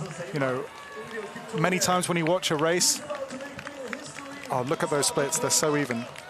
Many times when you watch a race, it's not immediately obvious what's happening. In this, you know what's happening. This guy has to run under 2 hours, and it looks like he's bang on track to do that. Elliot just took his last swig of a water bottle, and notice he didn't really drink much, but there's this, it's been proven in science that just swishing the fluids around in your mouth gives you a surge of energy and as if like you're just consuming much. But he didn't really drink that much, but that was his last water bottle, I assume. Well, they are comfortably on the last lap here, the last loop of this 9.6 kilometre loop, and he's smiling again. Now, people can smile for different reasons, mostly because they're happy. We've said that Elliot often smiles when it's really hurting. At what point does that smile, Shalane, become a realization that he's going to do this? I would only assume is when the finish line is in sight. That's the only reason to smile, because the marathon is an unknown beast and you never know. You can never get too confident. So even though he may be feeling good or not so good, you can never swing an emotion too strongly either way. But usually the smiling right now, I think, is because he's hurting, but hopefully there'll be a mixed smile of pain and pleasure at the finish. Just over 4 minutes to go, and the pacemakers we are expecting to peel off and let him have the Hauptallee to himself to enjoy the moment, an historic moment as we click ever closer to the magic figure of 1:59.59. As things stand, he will be comfortably inside 2 hours. Ed, how are you feeling from here? I feel like a bundle of nerves. Who thought they were going to see this in 2019? We haven't seen it yet, but who thought that this was possible in 2019? Yes, there are some, parts of this which are, artificial in terms of the pacemakers, whatever. It's not a race. But who thought you'd see someone run sub-2 in 2019? It is beyond the imagination. When the conversation first started for the sub-2 effort, I said, no way in my lifetime will I witness the sub-2 hour marathon. I truly did not believe I would be able to witness something like this. Well, the pace car will be peeling away at 41 kilometres, and then it'll be down to the pacemakers themselves to bring Elliot home, and all being well, they will then peel off as well and leave Elliot to run home the final few hundred metres. 1.2 kilometres to go. He is almost there. He has one hand on history here in Vienna. There's Grace, his wife, looking on. She's never seen him race before in the flesh, remember. What a moment for her. What a moment for the children. The pace car is gone. We've lost the laser. He's getting quicker. It's now all down to Elliot and the pacemakers. The gloves are off. He's getting quicker. He's racing right now. This is racing. Well, this is true racing. Shalane knows what this feels like through the streets of Central Park in New York, whether it's in Berlin or London. But today is all about Vienna. Today is all about Eliud Kipchoge. We're down to the last couple of minutes to bring him home. Ed, some final thoughts from you. I'm overjoyed that particularly this man has got to do this. It's not just the barrier being broken, it's something that has existed in this person's head for so long, and it's so gratifying to watch him achieve that. He's almost there. He can see the finish line. That's the view from Eliud Kipchoge. You can see the finish line where we are looming into view. 1:57 and approaching 1:58. I think we can say with some certainty There now he that goes. he's going to do it. He's He's going going to do it. He's right going. there. He's Go telling on. him to move away. Come on, he says. Come on, this is it. Shalane, a final thought from you. This is incredible. Elliot's performance is such a gift to the world. His running is a gift to all of us.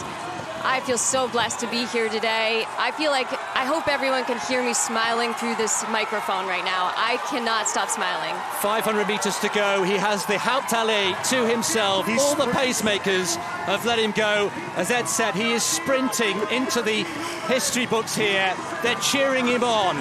400 metres to go. Let's bring him home. This is history unfolding on the streets of Vienna this morning. It's a Saturday run like we've never seen before. Listen at the noise. The crowd getting right behind him. Goodness me, 300 metres to go. He can see the finish line here. Neil Armstrong we had on the moon in 1969. We had Roger Bannister, the 4-minute mile 65 years ago. Edmund Hillary, the first man to climb Everest in 1953. We have 1 minute to go. Eliud Kipchoge is on his way here. It's not going to be a minute. This humble farmer who used to run 2 miles to school every day and back. He used to go to the nearest town on his bike to sell milk at the local market. And now, through hard work and discipline, he's pointing. Come on, he says. Eliud Kipchoge has the hand of history on his shoulder. He has less than 200 metres to go. Eliud Kipchoge, let's keep an eye on the clock, into the final 20 seconds. Eliud Kipchoge has on his shoulder. 140, the unofficial time. There's his wife. Eliud Kipchoge storms into the history books in Vienna. 1:59.40, the unofficial time. The first man to run a marathon in under 2 hours. One final lung-busting stride for Kipchoge. One giant leap for human endeavour. And you know, Kipchoge was right. No human is limited. And now he can celebrate. He has done it. And to Roger Bannister, Neil Armstrong, Edmund Hillary, we can now add the name of Eliud Kipchoge.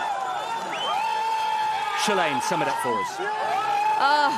I would like to just thank Eliud for sharing his gift with the world, with us today in the City of Dreams. He created an absolute masterpiece that will never be forgotten. Ed. That was absolutely beautiful. That last kilometre was absolutely beautiful, with his teammates cheering him on from behind. He's now been held aloft by all of his teammates. There's thousands of people with cameras who want to hug him. There's a Kenyan flag. It's pandemonium at the finish line. He's going crazy. You wouldn't have thought he'd just run a marathon. No, he looks phenomenal. There are people crying in the crowd. Well, it was a very carefully choreographed plan for the finish, but that's completely been ripped up and thrown out of the window because Eliud Kipchoge is on. He's still got energy. How on earth do you have the energy to run like this after running at 13 miles an hour for 2 hours? There you can see the unofficial time. We may take a minute or two to make that the official time, but 1:59.40.2 is the unofficial time. Comfortably inside 2 hours, and the Olympic champion, the world record holder, the greatest marathon runner the world has ever seen, is now in the history books. And they are going berserk right in front of our commentary position here. We could just see his physio, his long-time physio. He's crying, wiping tears away. Peter, he is a tough guy who hurts people for a living. He puts his thumbs deep in their muscles and he is weeping in front of our commentary box here. I want to give everyone a hug. There is his wife. What on earth must she be thinking? You choose a race to go and watch your husband race for the first time. This is not a bad It's choice. a good one. It's a good one. Yes. It's a good one. I wonder what his kids are going to say later today. Oh, Dad, it was okay. It was pretty good. We see all the Kenyan flags here. This is such a big moment for Kenya, for East Africa, and it's incredible that we're watching this supreme athlete from Kenya do this on the world stage. There they are. His children watching on with great pride. And I wonder what Eliud is thinking as well, because anybody who's a parent knows that it makes a difference. It makes a difference to see and do something in front of your children. So it's been extraordinary here. We hope you've enjoyed our coverage from the commentary box. Thanks very much to Ed Caesar and to Shalane Flanagan. Brilliant insight and analysis, as always. The celebrations, I'm sure, will last long into the night. We're going to repair somewhere for breakfast. But Gabby, he's done it. And now he can party on the Prater. Chris Dennis, thank you so much. Shalane Flanagan, Ed Caesar, excellent work there in the commentary booth. But look at these scenes out here. I can't tell you the joy that is radiating from all of the pacemakers, the Ineos team, everyone who has made this possible. His coach, Patrick, he's been with since he was a young boy, grew up in the same village. And these scenes are joyous out here. The family as well. Lynn, Jordan and Griffin, the children next to his wife, Grace, just a little way away from us. They're kind of overwhelmed by what their father and husband has done. He has made history. He has joined a pantheon of greats, humans who push the limits, and to be here amongst this crowd and see the reaction of people who are here is just a special, special moment, a real privilege to see and feel the atmosphere here. There's a scrummage of photographers. They're all desperate to get the shot that they know will be the shot of their lives, potentially. And amongst that throng, just near me here, is Radzi Chinyanganya, who is eventually going to get his microphone under the nose of Eliud Kipchoge. And you can see here Fran Miller bringing him forwards. And there is Eliud Kipchoge walking just past our commentary and studio position. He's heading over here and may be able to get a little word. Oh, he's getting weighed. He's going to get weighed at the moment. This is such an important moment, obviously, for the team to get all his details, get all his data in. And Radzi's just next to us here as well. Eliud's doing the important science. He's obviously got to get that data in. They need this. They need to make sure they know all the details. They've got all of the information going forwards because Eliud Kipchoge will no doubt have another marathon to run. And he hugs team members of Ineos. He has the flag, the Kenyan flag aloft, and hugs more team members. Fran Miller there. An absolutely wonderful scene. Radzi's going to get his microphone in under his nose, I'm sure, any moment now, and we'll hear the thoughts of Eliud Kipchoge. He's a quiet man. He doesn't say a lot, but when he does, it is thoughtful, it's considered. He's such an intelligent figure, a real thinker of running. And there he is now with Radzi. Hi, Eliud. Radzi's good to see you, Eliud, but Radzi's going to have a chat with you. If you want to come on this side, Eliud, if we come this side, you have just made history. Yes, yes. You've become the first man to ever run a sub 2-hour marathon. You've done it. Yes. How are you feeling? I am feeling good. It has taken 65 years for a human being to make history in sport. After Roger Bannister made history in 1954, it took another 63 years. I tried and I did not get. Now it's 65 years. I have tried. I'm the happiest man to run under 2 hours in order to inspire many people, to tell people that no human is limited. You can do it. I'm expecting more of the athletes in peace all over the world to run under 2 hours after today. I mean, what incredible words. Inspiration doesn't do it justice. How hard was that run? How were you feeling at the most painful part? Actually, I can't say and I can't define, but the first thing is when I woke up at 4:50, to actually the starting time, that's 8:15. It was my hardest times even before the start. The time actually it was 4 hours, but it was like 30 minutes. So it was the hardest times. But all in all, the race is actually the first kilometer is really hard the way it is. It needs actually the perseverance, it needs dedication, it needs the hard run. Yes. Your pacemakers were fantastic, start to finish as well. Absolutely. Remember, the 41 pacemakers are among the best athletes ever in the whole world. From the Matthew Sandro, it's the one of the world Olympic champion for 1500, to all the marathoners and everyone, they are the best. I can say, I want to say thank you for them. I want to appreciate them for accepting to do the job. And together, it is not, I am not Eliud Kipchoge, we made this together in this one. Elliot, to see the reaction that you had, especially from Kenya, with you growing up with a single-parent mother, you're a proud member of the Talai clan. What does this mean to Kenya, especially? It means a lot to Kenya. I wanted to run under 2 hours in order to tell Kenyans that everybody can step out of his toe and actually think positively to what's required by a human being to do, and all of them can earn a good life. And together, you can make this world a running wall. And after making a running wall to this world, you can make this world a beautiful wall and a peaceful wall. It's a genuine joy talking to you. It would be remiss of me not to mention your wife and your 3 wonderful children as well, though. Actually, my wife and my 2 children are giving me more support. I'm happy for them to come and witness the history. They will be among those who made the history. I'm happy for them. And just finally, Elliot, what image would you like us to take away from this? You genuinely made me cry watching you cross the finish line. What would you like us to remember about this? Actually, I want to say the positivity of sport.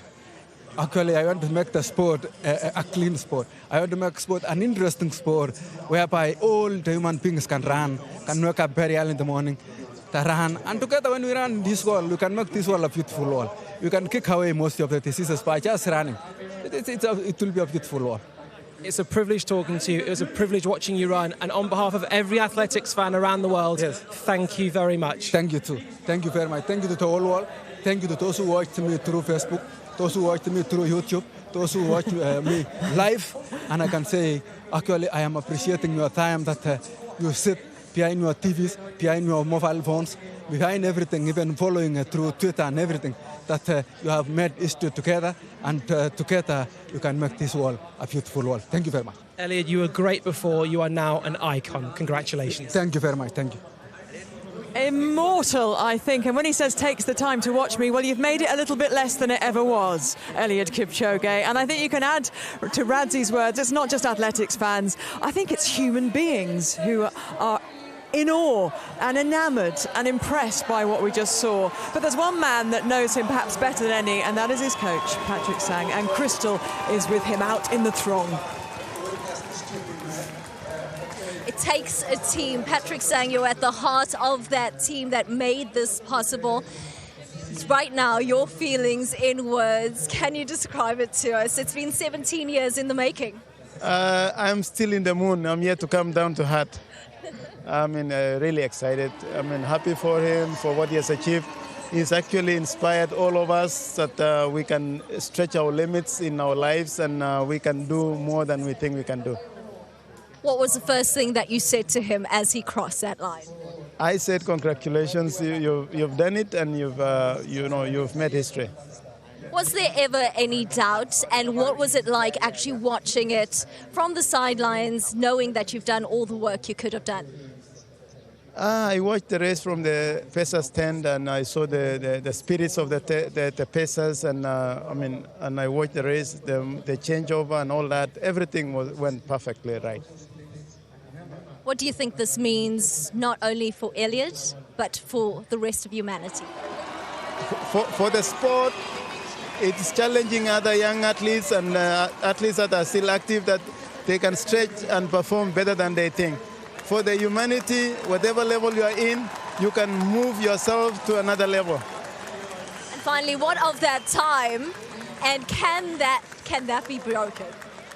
Of course, Eliud has told us that the records are meant to be broken.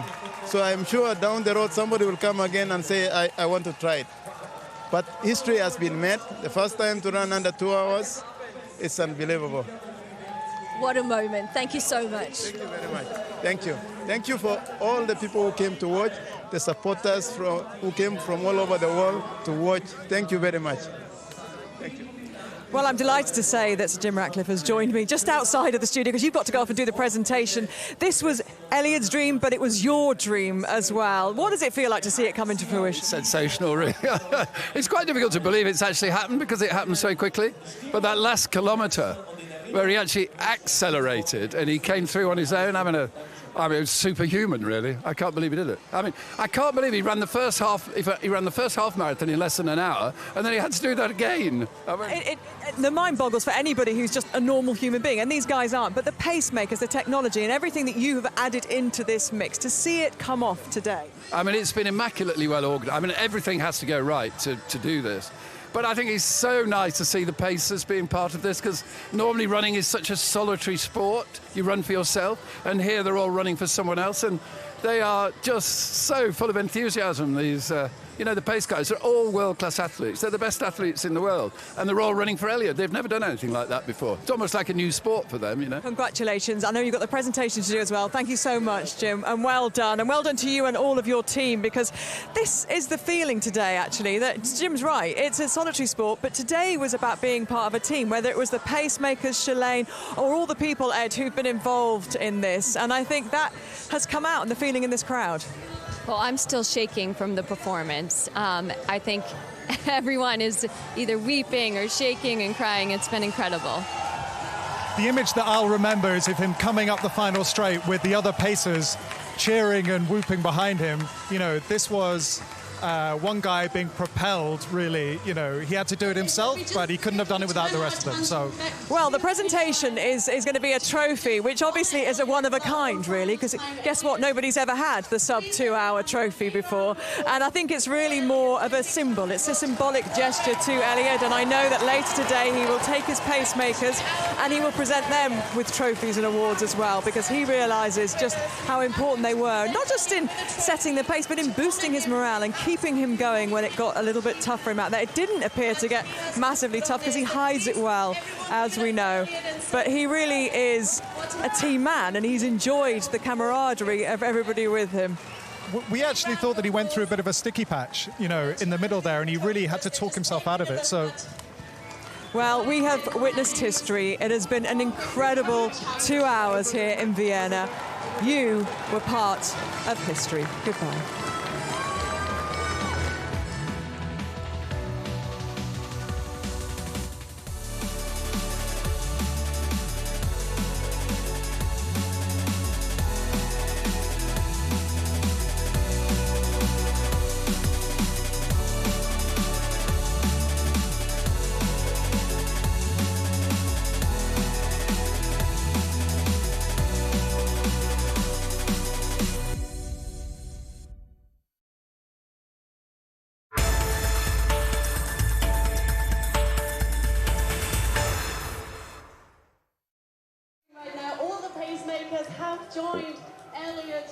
So we are here in the, it feels a little, I was going to say the calm after the storm, but I don't think it has calmed down yet, has it, Shalane and Ed Caesar? It feels like there is just this incredible energy out here, because the crowds are staying. They haven't dissipated, they haven't gone away when they've seen that incredible landmark broken, that 2-hour marathon broken. They've stayed to enjoy the celebrations. There's been a celebration there where Eliud Kipchoge, being held aloft by his pacemakers, has been presented with a trophy by Sir Jim Ratcliffe of Ineos, and these will go on. Last night when I was with Sir Jim and Dave Brailsford, they told me that, I said, what are you going to do tomorrow night? What are you going to do tomorrow afternoon? They said, well, actually, Eliud really wants to give his pacemakers something to mark this occasion. And you got the sense of a community of running, Shalane, didn't you, this afternoon, or this morning when you were out there? We've been up so early. I'm not quite sure what time of day it is. Yeah, Eliud is all about, the team and contributing to the world and to other people. He's always running for something bigger than himself, and that just goes to show right here. This picture encapsulates that. He is all about thanking and appreciating the people that have given to him for this performance today. Yeah, I was thinking about, just in front of our commentary box, Peter, his longtime masser, his physio, who has hurt people very deeply with his thumbs over the years, was in floods of tears, this big, strong man. And I thought what it must mean to someone who's actually worked with him for such a long time to see this moment. And for his children, I mean, it's incredible to think that his wife and family have never been to any of his marathons, never been to any of those big city races or his world record. And for them to be here today, well, if you were going to pick one, this would be it. And for them, he's daddy to them. He's a daddy who runs. And when they see the crowds here adoring him, but knowing that they're a beautiful moment with Chris Froome and And he's obviously part of Team Ineos and comes from the world of cycling. He knows just what pain is all about. He knows how hard it is to push yourself through those moments. And there was that lovely bond there, a lovely cuddle between the pair of them. But the Kenyan flags that have been out here today, and not just Kenyan flags, I mean, there have been people from all over the world. Bahamas, you mentioned Gold Coast earlier on. A lot of people come from the States as well. Yesterday we bumped into a lovely family that traveled all the way from Utah, from Park City, Utah, to be here. And I said, why'd you travel all this way? And they said, because we want to be here for history. We want to be here for Elliot. They're the children, Elliot's children, who his sons look slightly kind of bemused. What's going on? What is this all about? Well, you will know, kids, when you are older, and you will see that your daddy, well, this moment is up there, isn't it? It is up there with the likes of Roger Bannister. It is up there with the first steps on the moon. We are talking human endeavour and breaking barriers that well, they weren't predicted to be done for another 15 years or so in the projections that scientists made. But scientists and very clever people around Team Ineos made sure that he had the conditions and everything was perfect. But actually, what they couldn't determine was the weather. And we didn't expect the fog, and we didn't expect the damp, and we didn't expect the humidity today. And maybe that was another 10 or 20 seconds off the time. It certainly wasn't absolutely perfect, but it's one of, it's a sport. And it's not a scientific experiment, and things go wrong. And he had to really talk himself through some tough times there. It was not a walk in the park. We're in a park, but he was really, really hurting. You could see that he was hurting, and he hurt a lot earlier than I thought he was going to. He had to talk himself out of a really sticky patch. And yet, Shalane, when he crossed the line and then he sprinted back and starts high-fiving people, it just shows you the euphoria. If anybody's thinking about starting running, that euphoria and those kind of bursts of hormones and energy and everything that comes with feeling great when you run, that was it right there. Yeah, if he hadn't broken 2 hours, I don't know, you would have seen him sprinting around like that, but he achieved this lifelong goal. And that euphoria carried him and gave him the energy to give the high fives, run up and down the road. I mean, I was chuckling. I couldn't believe after that type of a athletic feat that he could have the energy. But it's truly that surge of energy of just having this accomplishment to his name. I've not seen anything quite like it with the photographers. They're going again, the photographers, as he comes back over. They were kind of fighting with each other. It was like a scrum. It was like a proper paparazzi scrum, because they know what they're seeing is just incredible, and they are privileged to be here. Let's take a little look back, shall we, guys, at the last kilometre, which was this is where the celebrations truly started, Shalane. He's truly racing against the clock and running towards history, and it was so fun to just see him in absolute full flight, no one blocking him, and to see his beautiful form that he has, and to see his wife waiting for him at the finish. It was just clear running, and you could just see the joy emanating from his body that he was going to achieve this goal. Yeah, the moment for me was absolutely priceless. Was when everyone split, and you could just see them in the background, like raising their arms and cheering him on. That was the moment where you felt this was really going to happen. And there were people down here at the finishing line, they're still there, like who'd climbed up trees and done whatever they could to get the best vantage point of the moment. Well, my own personal travesty is that I forgot to press record. I was holding my phone, I was so emotional, and so I have nothing but wonderful memories, and I'm pretty sure we might have pressed record on the production today. I'm sure. So I'll go back and watch it again and again. But it was there was just a sense and kind of collective and a community intake of breath, because everybody here knows that they have witnessed something truly special. And as you say, when they peel away in a few moments' time, the pacemakers, which was obviously a preordained, an orchestrated move, that this is the moment he will go, and this is his moment. And that was where it became like a racing kind of environment, but without anybody to race, just the clock. And it was all about the clock today. And he was getting the crowd going, and he was whooping them up, but they didn't need to be whooped up because they were so with him, and they were already at the finish line cheering and singing. We had some wonderful singing. Did you hear it in the commentary box? There was some fantastic... No, we didn't hear the singing. No, we had some fantastic Kenyan singing going on as well. There was a party atmosphere, and because of the fog, it's ever so slightly misty. It's even more evocative, isn't it?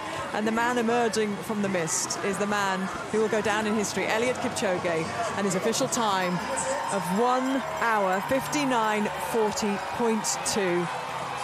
An incredible feat that all of this crowd here will remember for a very, very long time.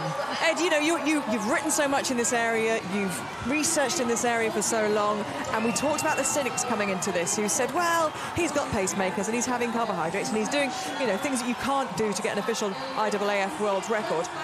What do you think they're thinking now? They're surely, if they love this sport, they're feeling as joyous as everyone around here. Well, I think that you couldn't help but be affected by the scenes that you're seeing, the joy, the evident joy. Now, what this performance will help to do, perhaps, is to bring the official world record closer to 2 hours. And one day we might get to see that as well. But you can't have that without this first. So this is the kind of pioneer moment, and then there'll be another pioneer moment. But what you have here is the real, this gorgeous feeling that running itself is very, very beautiful. So. And there is the money shot, as they say. Wow. And his wife running out, Grace, there. He's behind us just now, actually. He's just come through the line again. And it's like reliving it all over because I think anybody here who hasn't had a cuddle is in line to get a cuddle. Everybody's hugging him. Everybody's cheering him on and giving him high fives. And the team members of Team Ineos, who are wearing very distinctive jackets, all giving each other lots of cuddles and hugs, because although this has been almost a year in terms of conversation, it has been about 5 months of absolutely every day back-breaking work in getting this here. The project managers working out everything from making sure that the course was 26.2 miles exactly. You know, you think about if it had been a metre short, it wouldn't count, you know. So all those things, all those details, making sure that every single part of his preparation was perfect. The lead up this week, of course, you can imagine that, you know, that's a lot of people to make that come off. And it's a lot of pressure for Elliot, knowing all these people are helping him. It uplifts him and it makes him want to work hard and dig deep for all those people. But it's also, yeah, big team behind him. Thousands of people are here to make sure every detail is just perfectly orchestrated. He would not have wanted to let down anybody today. You know, everyone's turned up for him, and he didn't want to let anyone down, and he certainly didn't. Look at that now. That's such a nice moment. Now, the question that Radzi, I mean, it was an emotional time at post-race, and of course, it's not the question that first comes to mind, but the question I'm going to ask you two that we didn't hear, do you think he has one more big marathon in him? Has he got an Olympic Games in him? I mean, you would not forgive this man for turning around today and saying, guys, I'm done with running 26.2. Yeah. We believe we think he's got the Olympics. So my feeling is that one of the great African running heroes, Baby Bikila, won 2 gold medals, and he wants to do the same in the marathon. He wants to win back-to-back gold medals. And then I think you could comfortably say, put your feet up, you know, enjoy the farm, you know, spend some time with the kids. There are loads of running legends around here, but one of those, Wilson Kipketer, is with Radzi. Let's hear his thoughts about what we've just seen. From near and far, I think you've all made this experience as special as it was. In the 800 metres indoors, it still stands. David Rudisha broke the outdoor one, but Wilson, as a world record holder and a Kenyan one at that, what did you make of what Elliot just did? No, this one I think, you know, thinking about my world record, making history, but this one is really a big history. Running a marathon, the speed Elliot was going, you know, is unbelievable. I cannot even describe, because today I was crying. You know, I've been there in that stress, but being here today and witness this record, you know, unbelievable. You know, I have no word to say, because I know Kipchoge, I've seen him, and I'm here to see the history being made today, so it's unbelievable for me.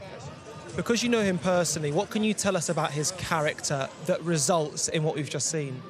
The way I see his character, you know, it reminds me when I was training, you know, concentration training was nothing else, you know. It's only running, staying even at the training camp, not driving. You eat, you sleep, you train, you sleep. And that's really, you know, the person I miss to see so many athletes to do what Elliot is doing. And being in Eldoret, going in the Kaptaga training camp and watching him training there and seeing him being humble and down to heart. Right. So that's really, he touched me. This person, he knows what he's doing and he wants to make history in the world. Because he makes it look so easy, you almost don't realise that it's difficult. Could you describe how difficult it is to take your body to that place and stay there? For me, you know, I was surprised to see him running, let's say, every kilometer in 250. You know, I think I cannot make it that in even if I have to run only 800 meters. So staying in that really is a mental part of it. You know, this one is you train day in, day out. Even when you are sleeping, it's like you're calculating. You know, every time you're eating something, it's like you are counting. You know, how many spoons you are taking. So it's really a big concentration. It takes a lot of energy and it takes a lot of time. Wilson, it's a special day. Thank you for your time. Thank you very much. Well, Elliot, in his interview earlier, talked about inspiring people to run and inspiring people to do things that they never thought possible. And the running community, of course, will be loving this. But I think it also transcends, doesn't it? And people thinking, yeah, do you know what? I can do that part run or something. You start off small and you build and you build. And that is the message of any athlete's career. Very positive outcome of this whole event if more people just went running once a week or something like that. That's what he's interested in. That's what he wants to use his new prominence for. He wants more people to take more exercise. He wants to make it a running world. That's what he says. What would you like to see, Shalane, be the legacy of what we've experienced here in Vienna? I hope that the future generation is inspired and motivated to go chase that audacious goal. When he set this goal of breaking 2 hours, it seemed absolutely audacious. I didn't believe it could happen within my lifetime. And so I think whatever people have that they're dreaming of that seems audacious, just go for it and to just see if it's possible. You may not make it, but just the journey of trying to make that achievement is worthwhile. Shalane, Ed, thank you so much. It's been wonderful sharing this fantastic experience with both of you. And of course, Crystal and Radzi are still out there as well. One man has done what many thought impossible. He has broken barriers that are akin to a 4-minute mile, putting a man on the moon. He's done it with a lifetime of endeavour and hard work. And that man who's made history today is Eliud Kipchoge. Goodbye.